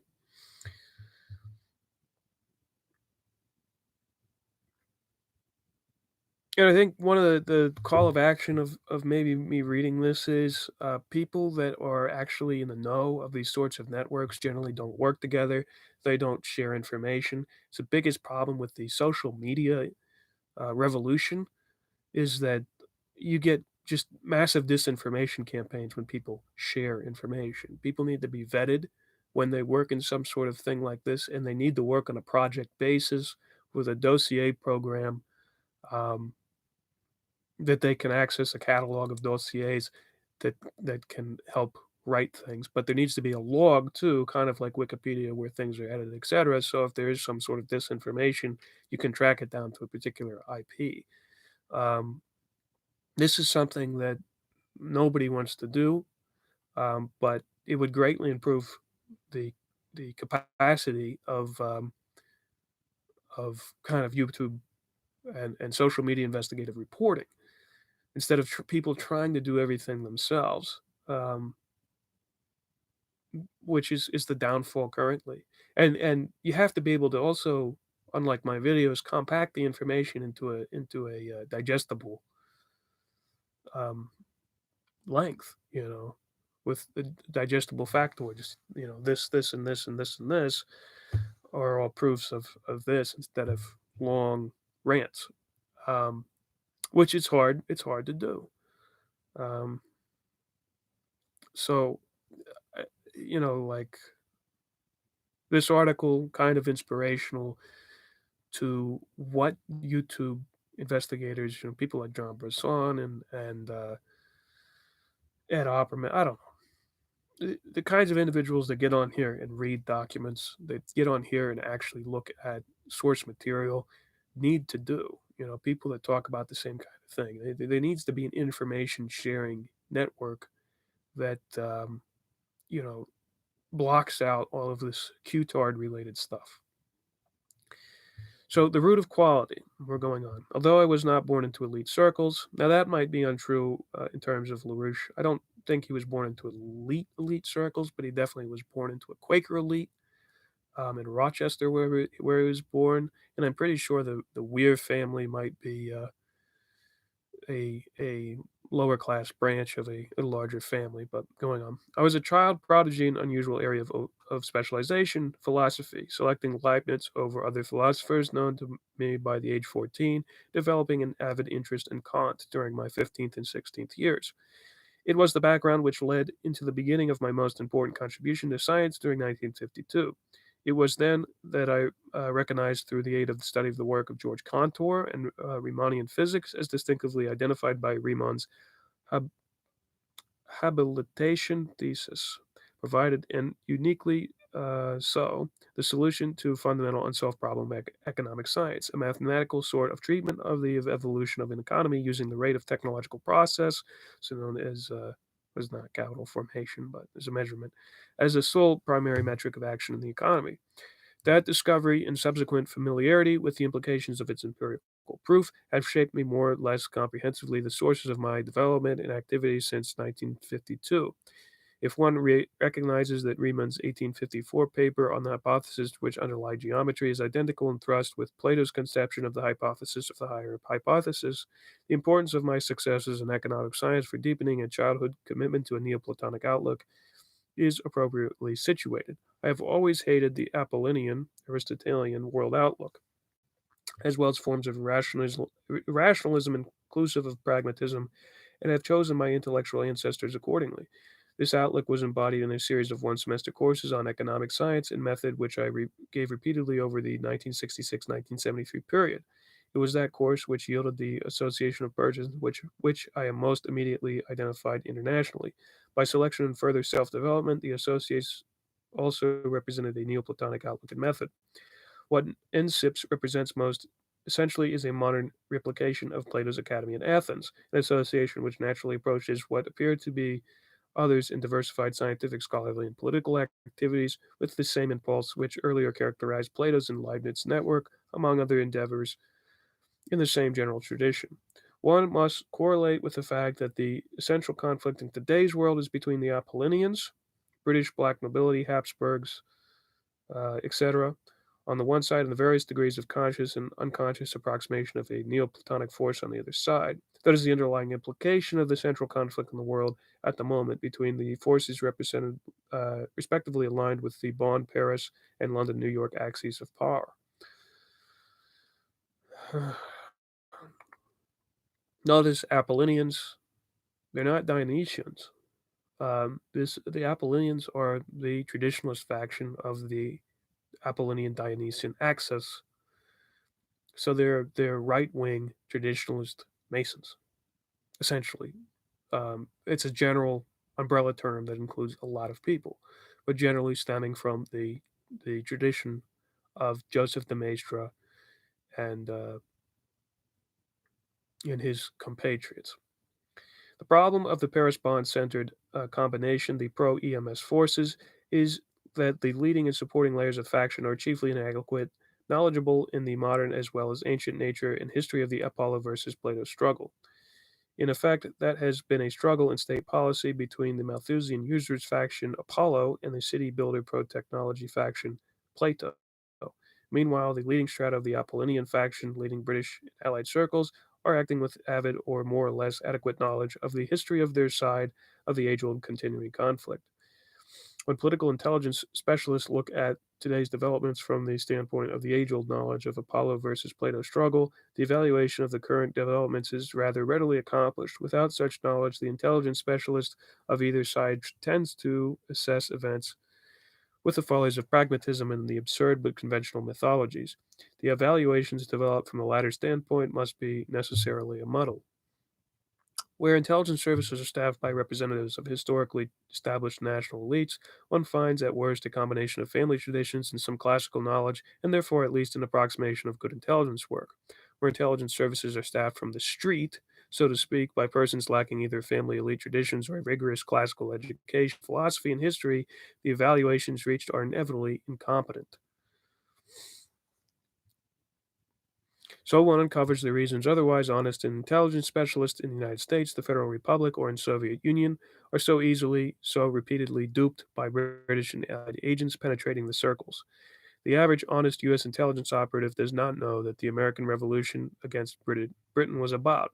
Every example of incompetence on important matters within the ranks of honest members of the U.S. intelligence community is efficiently traced directly to the pathetic ignorance on that point.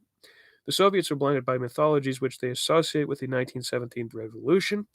If you ever see the Soviets have this giant obelisk, which lists Thomas More as one of their,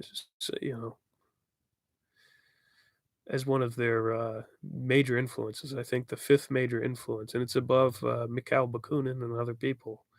Just complete idiot mythology. Um, Mythologies which they associate with the 1917 revolution and with their pathetic version of the 1792-1794 Jacobin left circles in France. The East Germans are also dupes on the same matter of leftism. This pathetic folly of East German intelligence is exemplified by their gross lack of taste as well as a political stupidity in ranking Korschei existentialist Brecht, uh, Bertolt Brecht, I believe, as equal to or superior to Schiller.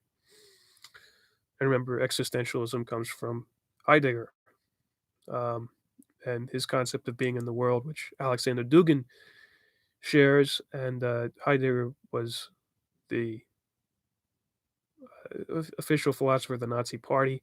If you look at something like Taxi Driver, which is now like big incel um, cult film, that's about Heidegger. Eight Ball, or whatever his name is, the Peter Boyle character explains like if you're a taxi driver, that's what you become. If you're a doctor, that's what you become. And it's a really stupid speech, but it's essentially the philosophy of Heidegger. Heidegger, like Tim Heidecker. Heidegger. Um, in the Federal Republic, the simplistic mythologies of the Cold War make and that's a connection which I don't even think idiot Jay Dyer, who's supposedly this great philosopher, could make. You know, he's all up in the Reagan assassination plot and all of that, but no mention of Martin Heidegger. In the Federal Republic, the simplistic mythologies of the Cold War make the person with a lack of rigorous classical education overview of the German history equally an easy dupe for British intelligence. It is not essential that future intelligence officers be recruited from the most talented ranks of elite families. It is dispensable that the intelligence specialist be pre-qualified as a person with the appropriate depth of culture. The mechanics of the intelligence trade may not require a rigorous education of the classics. No one should be permitted to rise to executive post in intelligence service without classical qualifications. So there's that, and there's this other article. I've lost it. I've lost my mind. Um, what the hell is this website called? SEAWAPA.co. What the heck?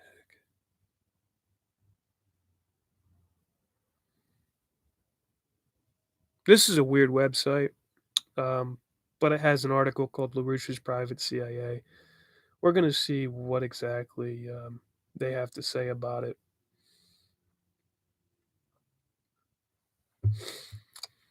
Example of LaRouche's private. So the first question posed is what Alex Jones, David Icke, Webster, Tarpley, Lyndon LaRouche, and many alternative medias have in common.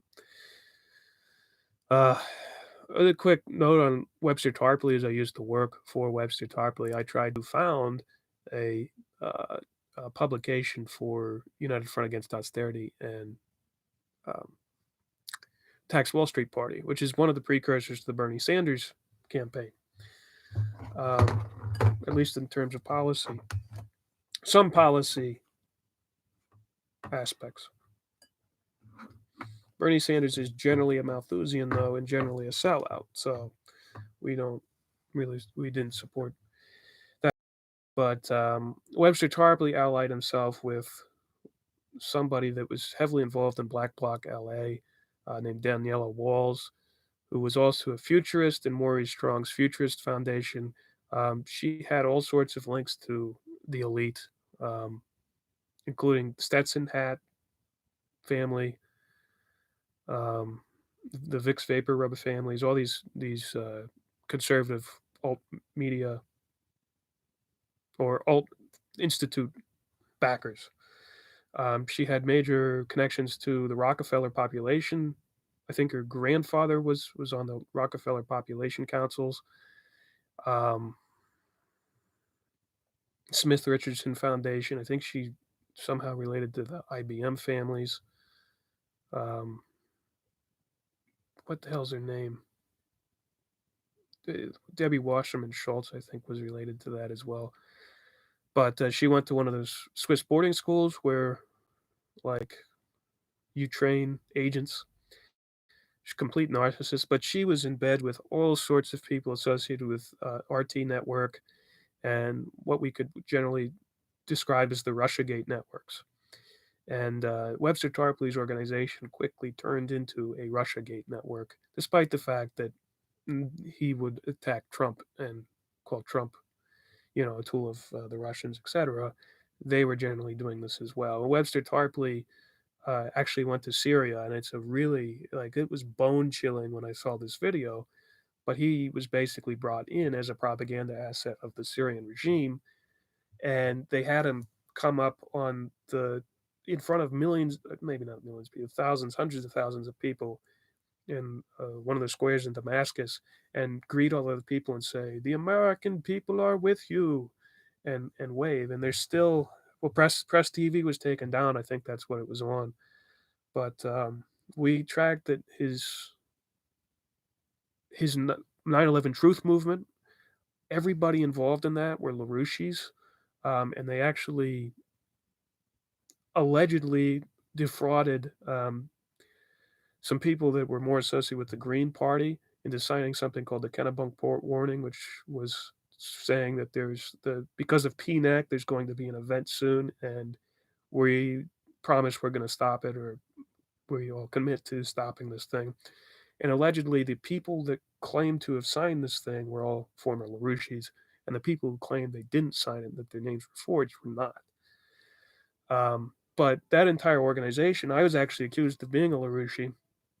And meanwhile, you had all of these other former LaRouches like Adam Rodriguez and these individuals, who was formerly running for city councilman in one of the New York suburbs. Um, as a LaRouche, suddenly comes over to this group and starts running for county commissioner in one of the most dangerous counties in Pennsylvania for being a county commissioner. Tons of people were killed as county commissioner and wound up in dumps in Florida. But my whole point is Webster Tarpley operation is extremely weird. Um, his wife with the Kreza Partners property management company was managing contracts for Raytheon, I believe, or one of the major contractors, but also NED, National Endowment for Democracy, and all sorts of other groups, which I imagine would require kind of a high security clearance. But meanwhile, she and Webster Tarpley were going to Iran and involving themselves in all sorts of anti-American um, things, like the anti-American film festival over there. And beyond that, uh, I believe the one, I don't know what it was called. It was some sort of um, I'm going to do a full show on this later on too. but it was some sort of get together of all the individuals around the Voltaire network, and you see pictures of Webster Tarpley sitting right next to one major LaRouche guy there, and then later on, what looks like Tarpley talking directly to Helga Zepp LaRouche um, during the one of the intermissions. So it's obviously not that as hard of a divorce from the LaRouche movement as Webster Tarpley would want you to think. Um, Generally, though, the policies of the Tarpley operation are not so bad. I think it's more on the side that whatever reorientation is going on in the world with Russia and the British, I think that's kind of what he serves because Tarpley definitely tries to direct people away from the British aspect of these things and always towards the CIA, the CIA, the CIA, the CIA. But yeah, it was a very, very strange thing. This Daniela Walls also apparently, I mean, she had pictures of herself in her grandfather's Masonic library. Um, I have all sorts of uh, crap on her, but she knew Jamie Dimon from what Chase, and Russell Brand brought her to an OTO temple. I guess she dated Russell Brand. A lot of weird stuff. Um,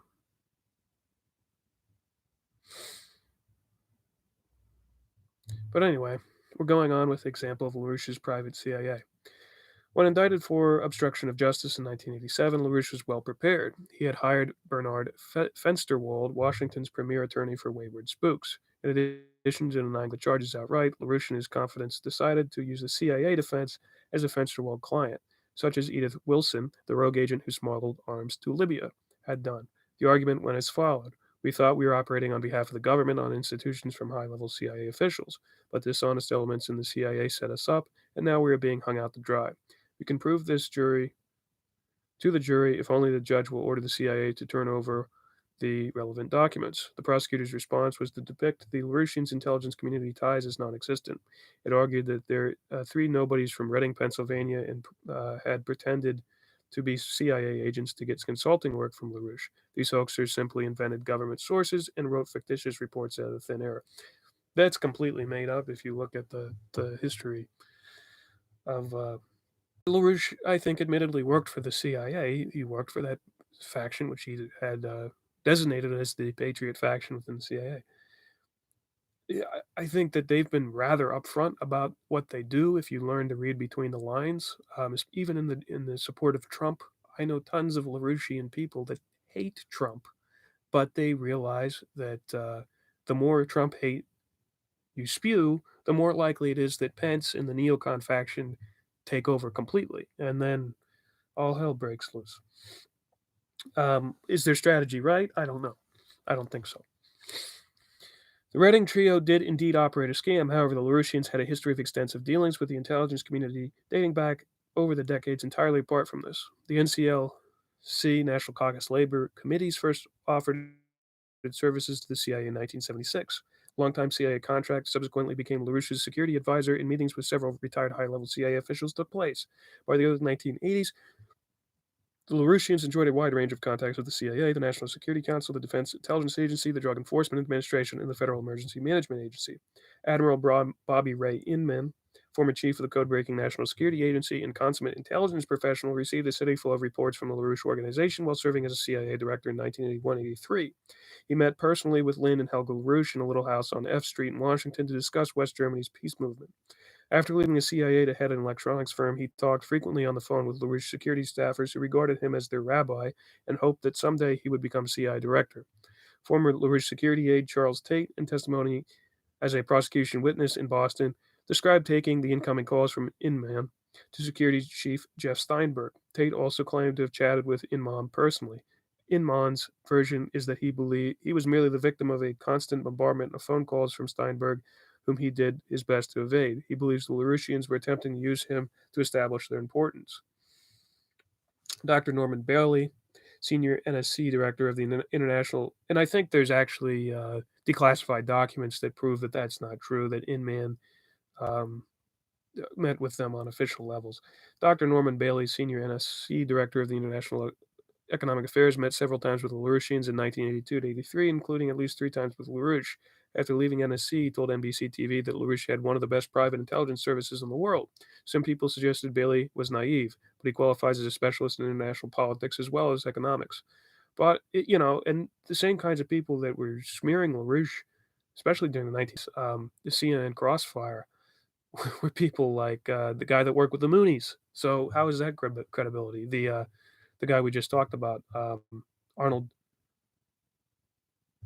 How can I not remember that name? It's such a stupid name. That's why. Um, you know who I'm talking about, the Belgian intelligence guy who also helped found Newsmax. Uh, International politics as well as economics. Brought on the NSC by Richard Allen, he had some acquaintance with the world of covert operations. And I think the other guy was Thomas Leadon that was attacking LaRouche, and he was a part of the CIA Mockingbird program. In the mid 1970s, he acted as a supposed business consultant in Azores when the CIA was preparing for a separatist coup in Portugal, went communist. As a scholar of one of the chief interests was political cultism, he wrote on the role of Opus Dei, a right wing Catholic society that practices flagellation in fighting communism in the Portuguese and Spanish speaking world. Certainly, Bailey was aware of the extremism of the LaRouchians, having sued them in the mid 1970s when they accused him of being fascist. Richard Morris, executive assistant to Judge William Clark, and this is Dick Morris, Dirty Dick. When the latter was president, Reagan's national security advisor met with LaRouche several times and LaRouche aides on numerous other occasions. He set up meetings with LaRouche and other top NSC officials, including Dr. Ray Pollock. Such meetings could have not taken place without Clark's approval. In the mid 1970s, the Russians tried to cultivate General Daniel Graham, chief of the Defense Intelligence Agency, and General George Keegan, former chief of Air Force Intelligence. The Russians' ideology put them off, but they recall his followers as being remarkably well informed. Graham cited an instance when the Laurentians provided sensitive information on Angola and Mozambique that was unavailable from normal sources. Keegan noted their uncanny nose for the latest military technology. LaRouche also, and that's one of the reasons why I kind of want to start sharing more from Small Wars Journal and maybe some British sources because they're better up to date.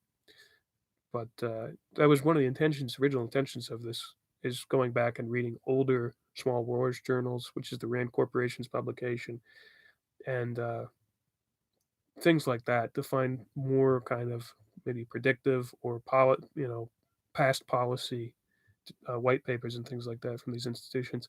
LaRouche also impressed some European intelligence officials. Brigadier General Paul Albert Scherer, former chief of counterintelligence for the West German Armed Forces, recalled in a 1987 speech how intelligence experts in the late 1970s were amazed at his connections, his access to special information on terrorism, the drug scene, the intelligence services themselves, and on the details of developments in the East Bloc countries in the Middle East. Scherer said that when the LaRouchians asked him to do work for them, he checked with friendly intelligence circles, apparently the CIA, to see if this would pose security risks. The fact that I did take the Larouchians up and can speak public about it here says enough, he pointed out. Through the years, the Larouchians developed a reputation among investigative reporters as well as intelligence mavens for their access to occasionally stunning pieces of information. The best illustration is the Executive Intelligence Review's scoop on the important aspects of the Iran-Contra affair in the spring of 1986, many months before this major media learned about it from Lebanese Daily. An EIR special report asserted in March that a journalist and National Security Council consultant named Michael Leedon had visited Israel to negotiate a massive expansion of Israeli arms sales to unnamed U.S. allies, whom the Reagan administration feared to openly arm. 2 months later, EIR predicted that a major scandal would soon break, implicating the U.S. State Department, high Pentagon officials, top figures within the Israeli defense and intelligence establishment, and the Soviet government in the arming of Ayatollah Khomeini's war machine. The articles provided three key names: Yaakov Nemrodi, an arms dealer and former Israeli military attaché to the Iran under the Shah; Al Schwimmer, founding president of Israel Aircraft Industries; and Cyrus Hashemi, a New York-based Iranian banker who, may I remind you, was found with Knight of Malta diplomatic papers. Except for the reference to the Soviets, this was close to the target. The major media belatedly confirmed in November and December that the Israeli involvement in the affair resulted from the 1985 meeting between Prime Minister Shimon Peres and Michael Leedon, and that Schwimmer and Nimrati acted as key Israeli intermediaries. As to Hashemi, it turned out that he had participated in early discussions with the Iranian middleman Manuker Ghorbanifar and General Richard Secord's business partner Albert Hakim. In July 1986, Hashemi died under mysterious circumstances. U.S. Senate investigators have speculated that he was murdered because he knew too much. U.S. Senate investigators are conspiracy theorists. Just like the grand jury that indicted Permadex, they're a bunch of conspiracy theorists. Police detectives are conspiracy theorists too. District attorneys are conspiracy theorists. We need to trust the media.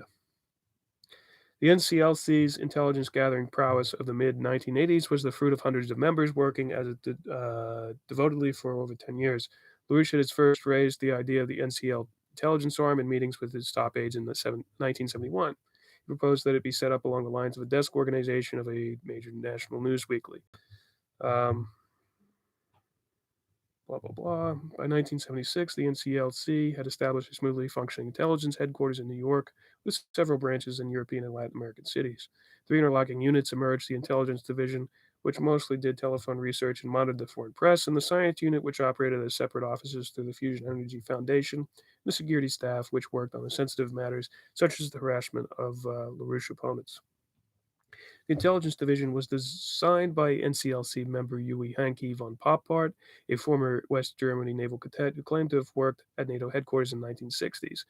In its early years, it was more likely a spoof of a government spy agency. The various sectors and files representing different regions of the world were crammed into the three-floor complex in a factory building on the West 29th Street in Manhattan. It was a rabbit warren of shabby offices such as the Southern Cone Room, where LaRouche disciples pored over newspapers from Argentina and Chile. When I visited in 1977, dozens of young people in rummage sale clothing sat hunched over WATS line phones amidst a surreal clatter of telex machines and typewriters. There was a smog-like atmosphere from chain smoking. When an ashtray became full, the contents were simply dumped on the floor. No one had swept up in days. The bathrooms were also in a state of neglect, and the walls were devoid of any decoration. One sensed that the members were so intent on their political tasks that they didn't even notice their surroundings. The Intelligence Division was supposed to function with Poppart's Prussian efficiency. Each morning, the sector's head deployed their underlings on the basis of instructions from the National Executive Committee. Many of them spent long hours on the phone with news reporters, government officials, Wall Street experts, or college professors to profile their thinking and pick up tips. A report on each conversation was filed and cross-filed for future use. Other members clipped newspaper articles, prepared translations from European papers, or conducted searches of the already voluminous files. The more enterprising scooted uptown to New York Public Library to research the pedigrees of British aristocrats. The result was worked up as daily sector reports and further distilled into the daily briefing of the world situation, which was given final approval at the NEC meeting held each evening in the war room, a small conference room with a shabby carpet. The text of the briefing was turned over to the communications sector to be telexed overnight to the regional and overseas offices so that a copy would be in the hands of every LaRouchian in the world the next day. The ferocity with which they pursue intelligences beyond the ken of outsiders, said a former NCLC security staffer who described the organization as a cult of intelligence. This is based on the book called The Cult of Intelligence that LaRouche was familiar with. Sometimes it's super expensive on Amazon, so if you ever find like a $2 used copy or something, I would buy it up. Some defectors have said that LaRouche's brainwashing was what kept them in the offices 12 to 16 hours a day. In part, this was true. Members also endured a certain amount of psychological bullying from Marriott Martinet types in the leadership.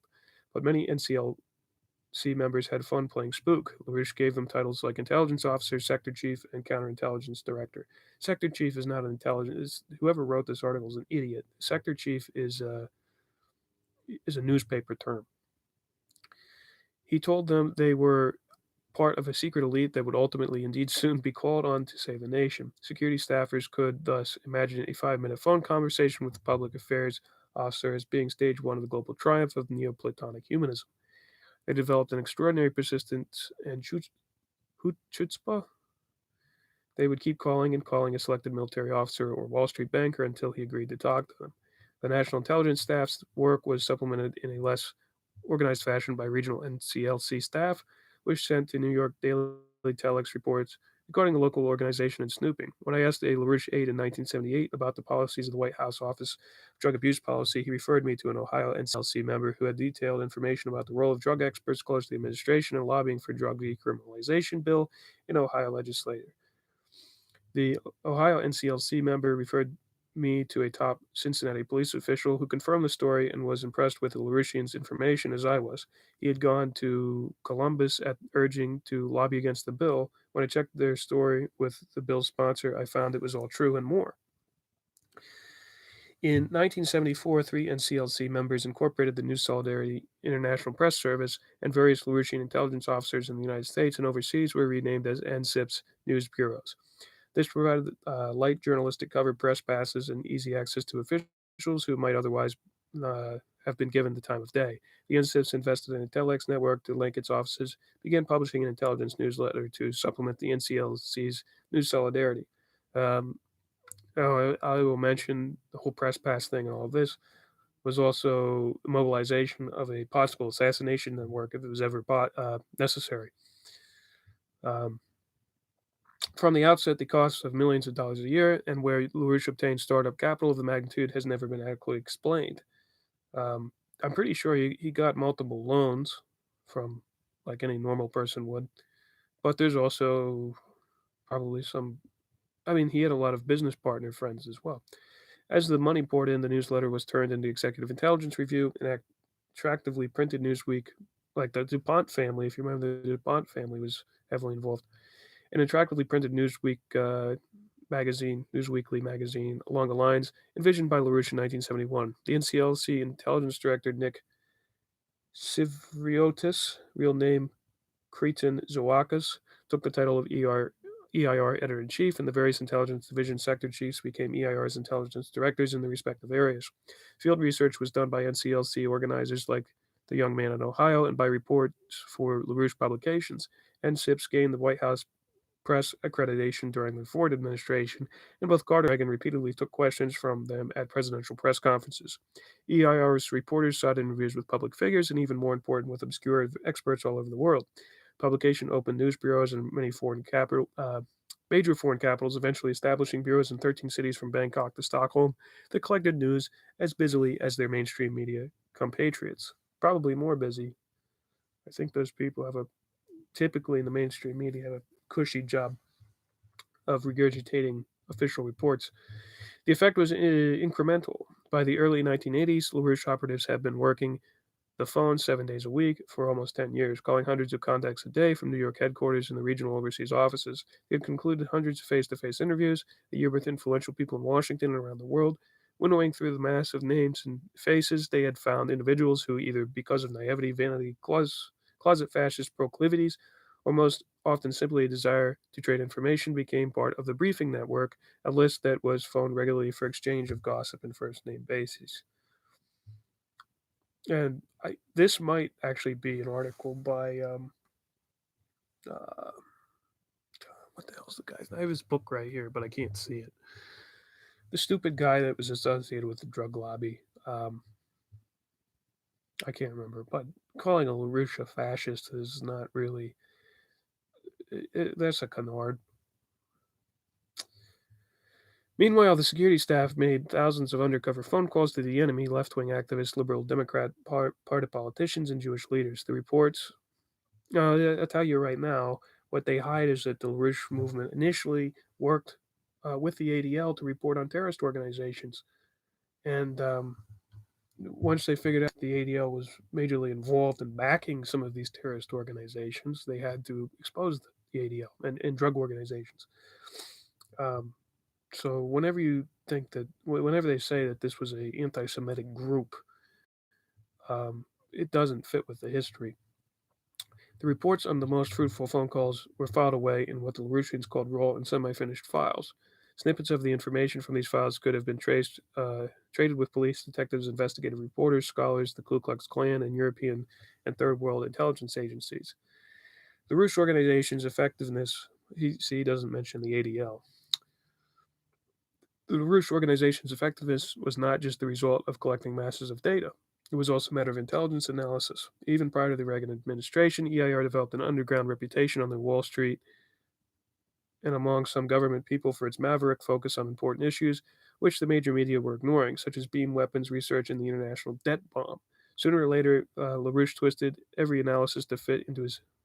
I'm not even going to read this. It says anti Semitic worldview. Ha ha ha. But the original groundwork retained its validity, and ER staff writers were skilled at keeping factual analysis and propaganda separate when necessary. LaRouche had launched his organization in the late 1960s by recruiting from the best and brightest elite college campuses and among the well-educated upper-class youth in Europe and Latin America. They might not have been streetwise, but they were probably smarter in an iconoclastic academic sense than in their civil service counterparts at the CIA. They read a wide range of foreign languages, thereby giving the organization access to news reports generally unavailable to anyone outside the intelligence community or academic research institutes. They also knew how to squeeze the last clue out of the research library's special collections. Several possessed, like LaRouche himself, acute analytical minds. NEC member Fernando Quijano produced The Coming Bloodbath in Chile, a 1972 New Solidarity article that explained with compelling logic how and why Salvador Allende would be overthrown. David Goldman and other members contributed research in the late 1970s on the IMF and the debt bomb, which LaRouche synthesized into Operation Juarez, a report designed to influence government officials and economists throughout Latin America. In the midst of the Falklands War in 1982, Huey Papart produced an analysis of Argentina's strategic blunders based in part on the Argentine government sources that was far superior to the mainstream media's coverage. According to the LaRouche, revenues from EIR sales and SIP's activities reached $4 million in 1979. This presumably included EIR subscribers paying $396 for their annual subscription. Some members of the briefing network received it for free. LaRouche was out to develop a special readership rather than a mass circulation. EIR served basically as a come-on for more expensive spin-off products such as both book-length special reports, $250 each, the weekly confidential alert, $3,500 a year, secret reports from individual clients, upwards of $10,000, and annual retainer services, whatever the traffic would bear. LaRouche's West German organizations launched the weekly Middle East Insider, which boasted of reports from the Middle East and North Africa that no one else dares to publish. All sorts of information that you will never have access to.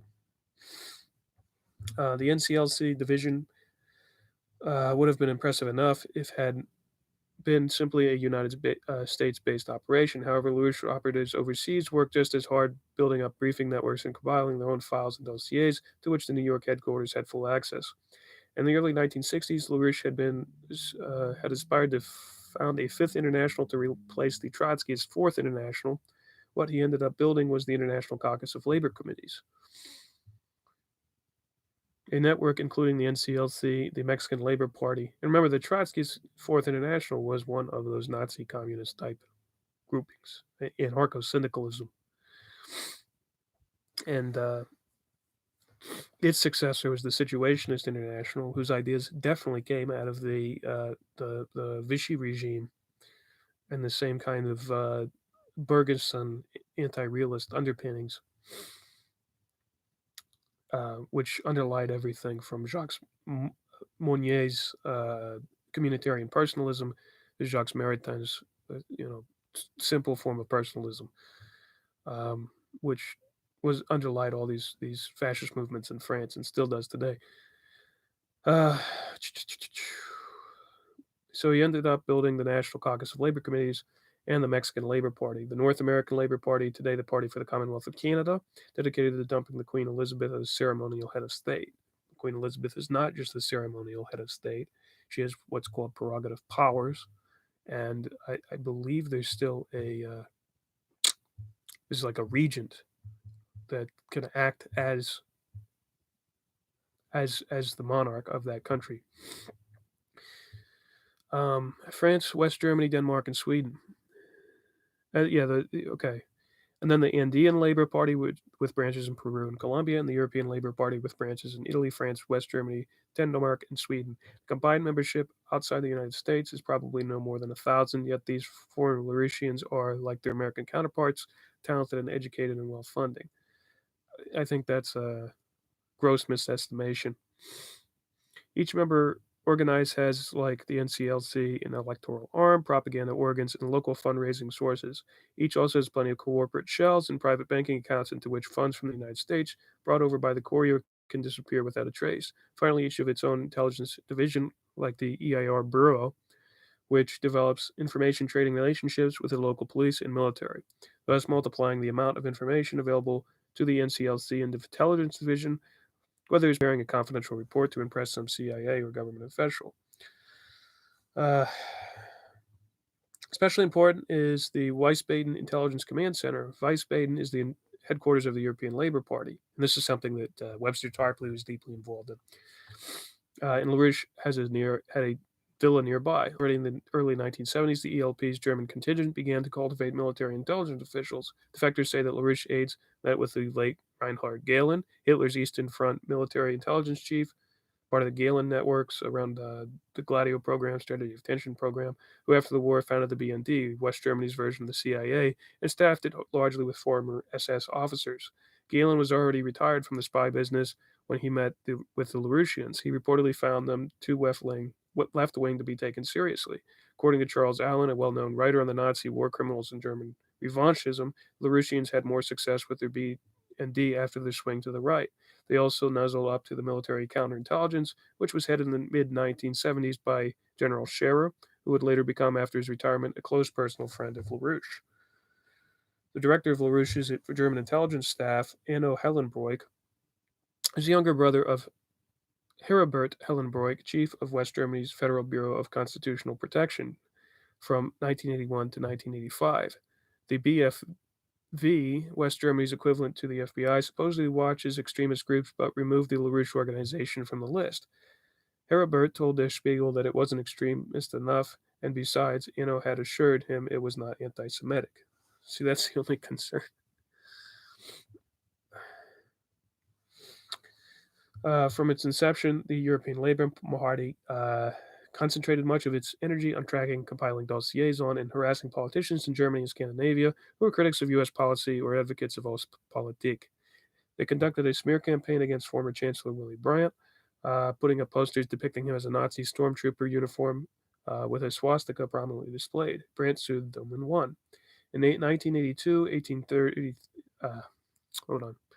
So I'm going to say the LaRouche Party with all the Nazi stuff and painting mustaches on people, Hitler mustaches, is so overdone.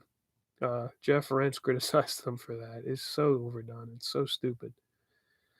In 1982-83, the ELP went after Petra Kelly, leader of Germany's Green Party, and a strong advocate of removing U.S. missiles from German soil. Various smear articles called her a communist, a terrorist, and sexually promiscuous. Probably all true. An article entitled "Did You See This Whore on Television?" describes her alleged affairs with married men. She sued the LaRouches for libel in New York federal court. Her attorney, former U.S. General Ramsey Clark, said the LaRouchians had engaged in a vicious campaign that made it difficult. So this is a guy that defends the Red Brigades and all sorts of terrorist organizations. Made it difficult for her to appear in public. The campaign became physical at times. They cornered her on a train. They shoved her grandmother around. They abused her most fundamental property rights of privacy, dignity, physical integrity, and reputation. The LaRouchians also built up a strong apparatus in Paris, where the head of the ELP branch was Jacques Cheminade, who is still running for president, and he's still in the seven presidential candidates, I believe. A former foreign ministry official. In 1984, the Paris ELP publicly disclosed a classified French cabinet memo discussing possible links between the Larouchians and the Jesuit KGB controlled by the Central and Eastern Europe Jesuit assistancy. So that's just a strange claim being made by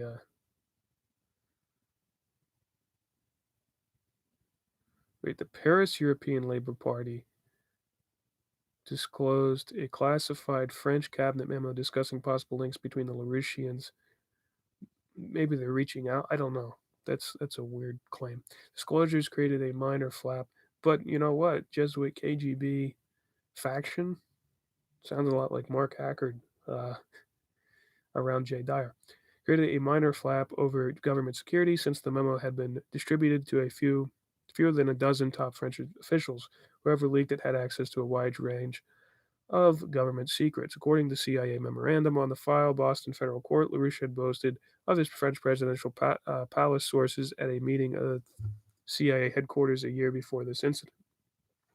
LaRouche came to regard himself as a spy master of the highest skill. In a 1979 report, he rated 9 of the world's major intelligence services. That's the report we just read. In his view, which is probably accurate, spy agencies always withhold information from their own government leaders. He claimed to take into account not just Jesuit official agencies such as the CIA and the KGB, but each nation's total intelligence capability. Now, that's not a quote, and that's complete.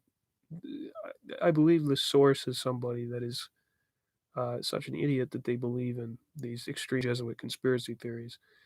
Um, but we just read it, and that's not what he says. He says that represents a faction, namely out of Georgetown. Um, he placed the NCLC's 3 great enemies, Great Britain, Israel, and Swiss bankers, at the top in terms of quality of knowledge. In terms of quality of information released, he rated the U.S. was at the bottom. Apparently, he was suggesting a pressing need for his services, and he was petulant that the CIA was not reciprocating his flow of reports. LaRouche tried to instill in NCL members a sense of superiority over the CIA and other government intelligence agencies. He boasted that the NCL network outperforms those poor plotting Philistines with their morose sense of career sort of duty and their hunt and peck methods of deduction. The CIA thinks arithmetically, but the NCLC reasons geometrically. In general, CIA agents lack culture. A proper intelligence agent should be steeped in poetry because intelligence is poetry. Agents should be trained in Kepler, Leibniz, Monge, Carnot, and the methods of Alexander von Humboldt's proteges at Berlin and Göttingen, Greek classics and music. LaRouche's most revealing article on espionage is couched in the form of a short story, The Day the Bomb Went Off. It's a horrible story. If you read his other nonfiction works, it reads like his fiction works, except with some elements of it reads like his nonfiction works with some elements of fiction, as window dressing. On the surface, it is intended to indoctrinate his followers into culture's views, and the hero is LaRouche himself. But on the deeper level, the story is a satire that pokes fun at the author, his associates, his epistemology, the CIA, an entire zany world of espionage. Whether or not the satire is entirely conscious is anyone's guess, but like LaRouche's writings on brainwashing, it suggests he cannot be dismissed as a paranoid kook in the grip of uncontrollable compulsions. Inside LaRouche, there is certainly a mind of an extraordinary cunning, laughing at all the suckers and even at himself. Okay. Uh, so, story depicts an imaginary crisis facing the NCLC, the intelligence division, security staff. Hears on the radio that the bomb threat has been received by the Chicago Sun-Times and that its offices have been evacuated. They call the Chicago police, nothing. They call the Federal Emergency Management Agency, nothing. They all call each other. Then they call LaRouche. No one gives him a single fact to go on, but he uses the famous hypothesis of the higher hypothesis. Let us assume he says, puffing on his pipe, that there is a suspect who signed a blackmail note. Let us suppose he's a talented technologist. LaRouche goes on to infer that the villain is suffering from megalomania, and he is trying to reorder world events with the aid of a clever sort of infernal machine. Confirmation of LaRouche's theory comes weeks later in the form of subtle inferences from a remark by a CIA cutout to a LaRouche aide in Washington. Not only was LaRouche right, but also Henry Kissinger was involved. Remember, it's a fictional story. LaRouche then proceeds to his exegesis. There's a special etiquette in the intelligence demimond? That's a new word. Write that down in your little black books. Where things function by indirection, when not outright misdirection. What's really going on can only be known by inference, but is nevertheless a certainty. If the NCLC wanted to transmit information to the Jesuit controlled CIA, this is what the author is putting in here of this weird article. All they have to do is mention it on the phone to some third party. The National Security Agency, which taps it. And here's a note: the Chicago Sun Times, I think, came underneath eventually was bought out by British Special Operations Executive Hollinger International of Conrad Black, which had Henry Kissinger on the board. So that is interesting. But I think that's far after this article or this short story written by LaRouche. Um, all they have to do is mention it on the phone to some third party. The National Security Agency, which taps everyone's phone anyway, will record it. And likewise, if the CIA wants to send a message to LaRouche, they will instruct sudden undercover spook to mention the item to a third party known to be in touch with LaRouche. Third party will not know is being used as a cutout. Only the CIA's chief and LaRouche himself will know what's really going on. The former through direct knowledge and the latter through inferences based on Neoplatonic philosophy. I don't really know where this is going. One can instantly see the usefulness of this theory for NCLC morale. It invests the membership's daily toil with an invisible significance, something like the drudgery of medieval monks surrounded by invisible angels and devils. Lest the outside reader conclude that LaRouche is insanely serious, he appends a seemingly irrelevant note about quarks, those elusive particles of subatomic physics. The most interesting thing about quarks is that they do not exist. No physicist has ever conducted an experiment in which the effect of the quark's existence occurred. The function which the quark performs is to fill a logical hole in this schematic representation of physics. Once quarks infiltrate one spy organization, Robert Ludlum and Richard Condon cannot be far behind, not to speak of L. Ron Hubbard and E. Howard Hunt. In fact, LaRouche and his top aides take spy novels seriously and act them out in a real world of spookery. LaRouche wrote in 1974 that the best qualified CIA covert operations planning executives are found among hack paperback novelists. It's actually true. The guy that we're talking about before, the Mooney newspaper guy, Arnold, how can I not remember this name? He wrote one of the famous books about Soviet disinformation campaigns, and it was absolutely horrible. But what is that going to be covering? A very what? Shut up. Oh boy. Well.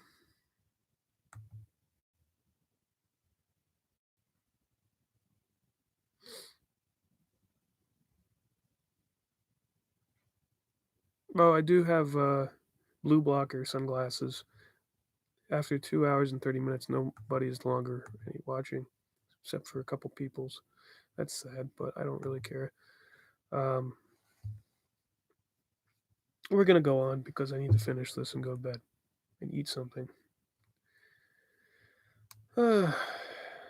A 1981 New Solidarity review of Ludlum's The Bourne Identity pointed out that many espionage writers write stories as proposed scenarios for actual intelligence operations or as disinformation to cover up operations. Wall Street economist Michael Hudson recalls being told by top LaRouche that the Ludlum's fictional cabal of Corsican gangsters and Italian aristocrats in the Matarese circle actually exists. LaRouche himself has repeatedly claimed that Edgar Allan Poe was a full-time intelligence agent and that Poe's mystery stories contain cryptic references to real-life operations.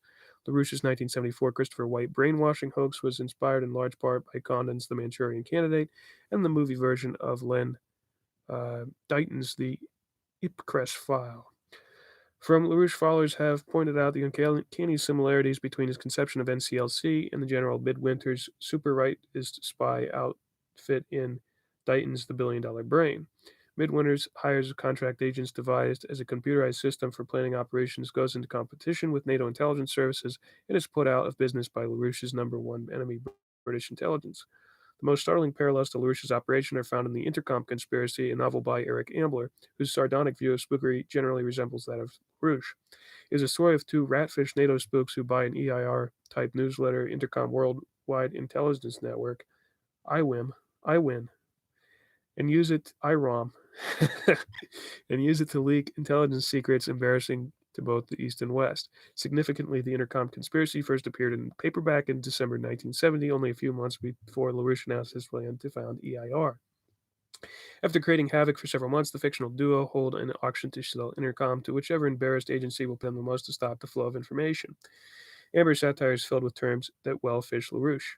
LaRouchian's Paper Mill, an organization specializing in disinformation and ideological slander. Shopping Window, a newsletter used to give hints of intelligence items for sale. And Play Material, low-grade classified information leaked through paper mills for various Byzantine purposes. Whether or not EAR's editors really have much to do with classified information as Ambler's two rogues, they like to give the impression they do. EIR's international news brief columns often include snippets similar to those of the Intercom conspiracy. For instance, the EIR dated May 12, 1981, an item for Persian Gulf intelligence source. The British government is secretly extending offers to the Saudi Arabian government to sell the Saudis the British made Nimrod radar aircraft system if the U.S. forces the Reagan administration to back down on its offer to sell AWACS to the Saudis, or from July 29, 1980, issue a secret component of the recent U.S. British deal over Trident missiles involves the stationing of nuclear weapons on Diego Garcia in the Indian Ocean. According to confidential sources, included the Trident deal is an unwritten agreement by Britain to provide a supplementary rapid force deployment to back up Washington's RDF in deployments into the Persian Gulf. But LaRouche's followers in early 1980s went far beyond anything in the Intercom conspiracy when they started publishing hot trips on how to make H-bomb death rays in league with Dr.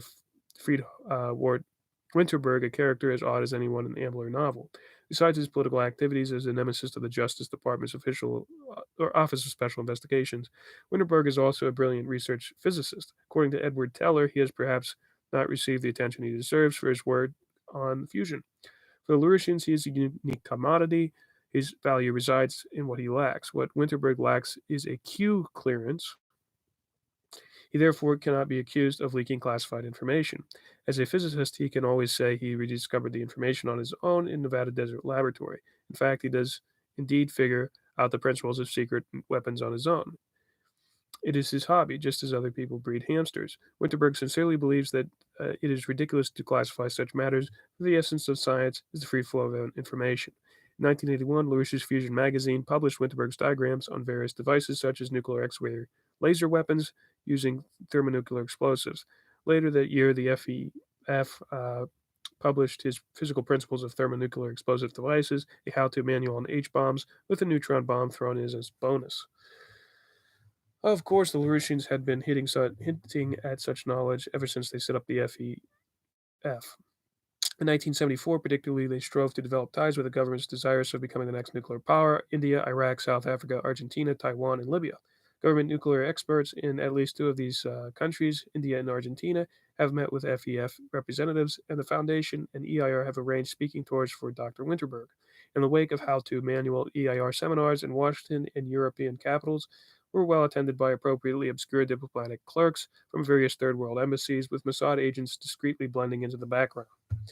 Then LaRouche is a okay. Now this is where this goes off on crazy land.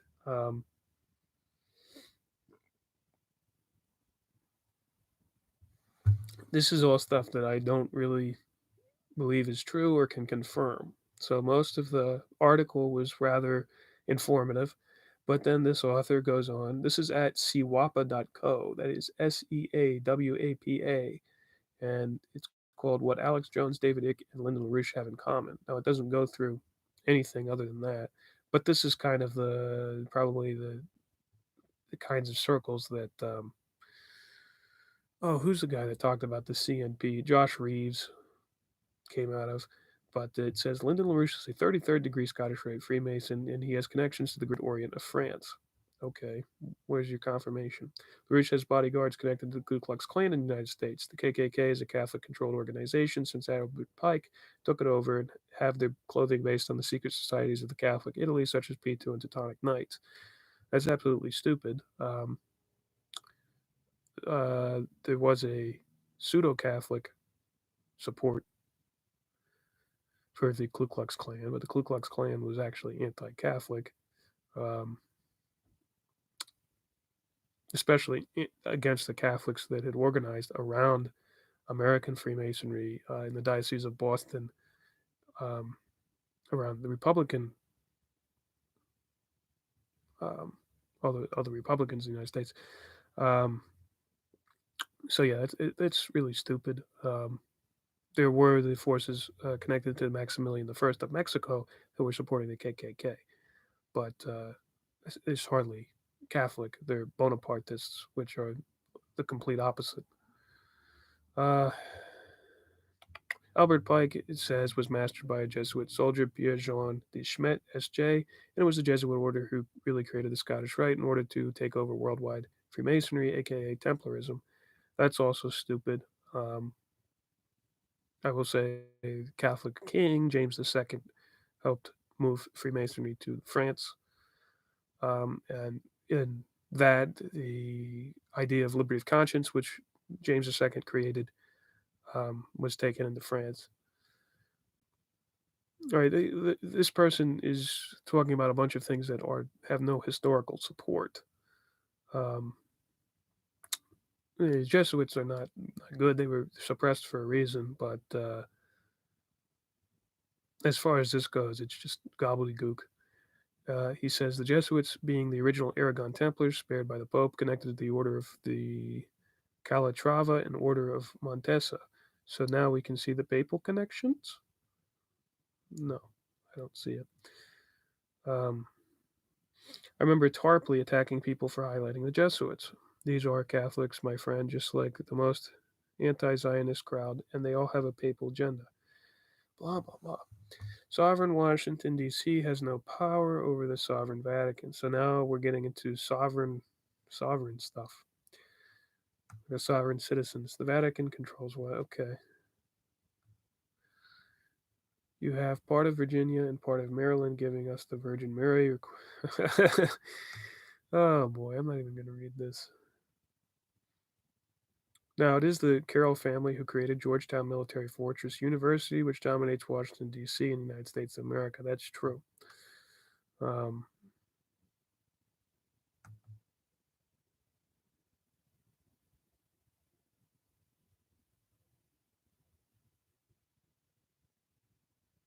so, yeah, then the city at. No, so they have a Jesuit command structure in the United States, which, I mean, very well could exist.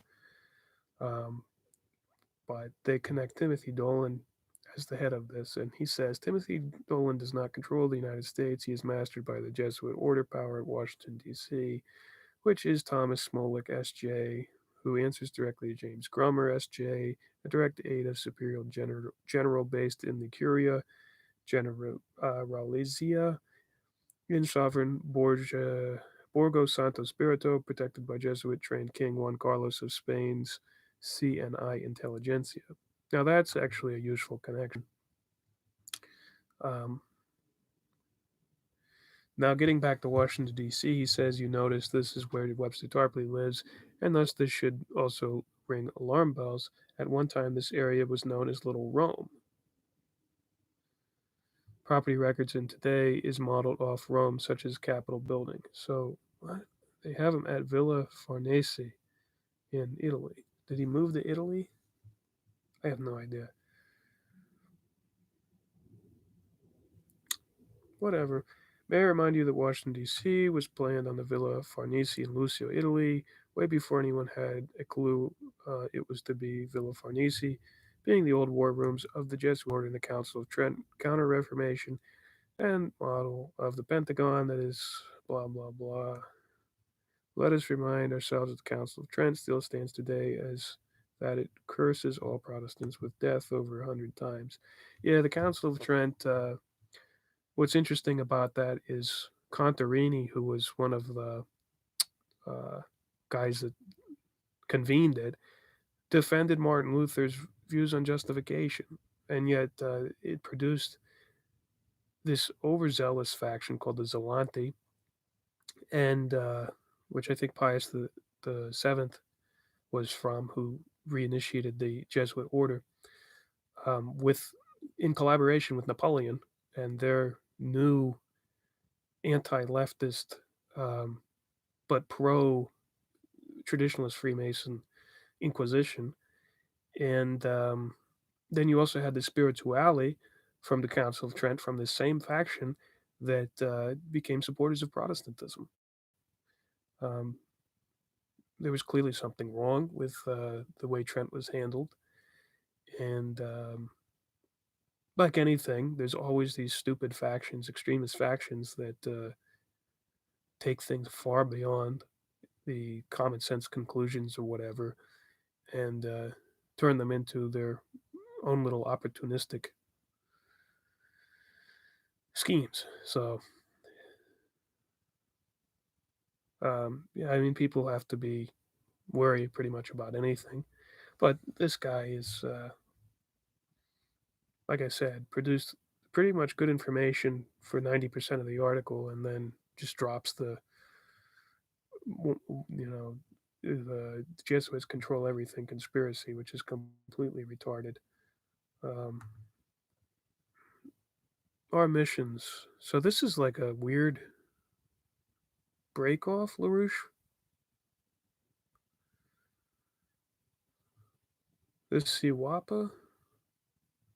Because they're pushing Glass-Steagall and public credits and all of this.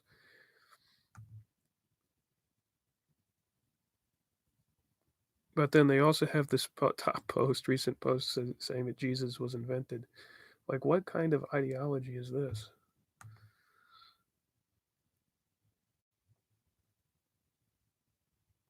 This might be one of the many networks deployed to reorient the LaRouche movement by co-opting the material, and I do believe those exist just because the LaRouche movement isn't perfect or even near perfect. Yeah, this is a little weird. Yeah, I don't know. Anyway, that's it for the show, and I'm glad for everybody who stayed. I'm probably the last one on the channel, so somebody has this in the background as an ASMR video. So sweet dreams, and I hope you get a lot of tingles in your ears. I hope this was somewhat informative about the origins of EIR and, maybe what some idiot conspiracy theorists should attempt to do on the old YouTubes and social media to actually organize their efforts instead of just going about independent research constantly.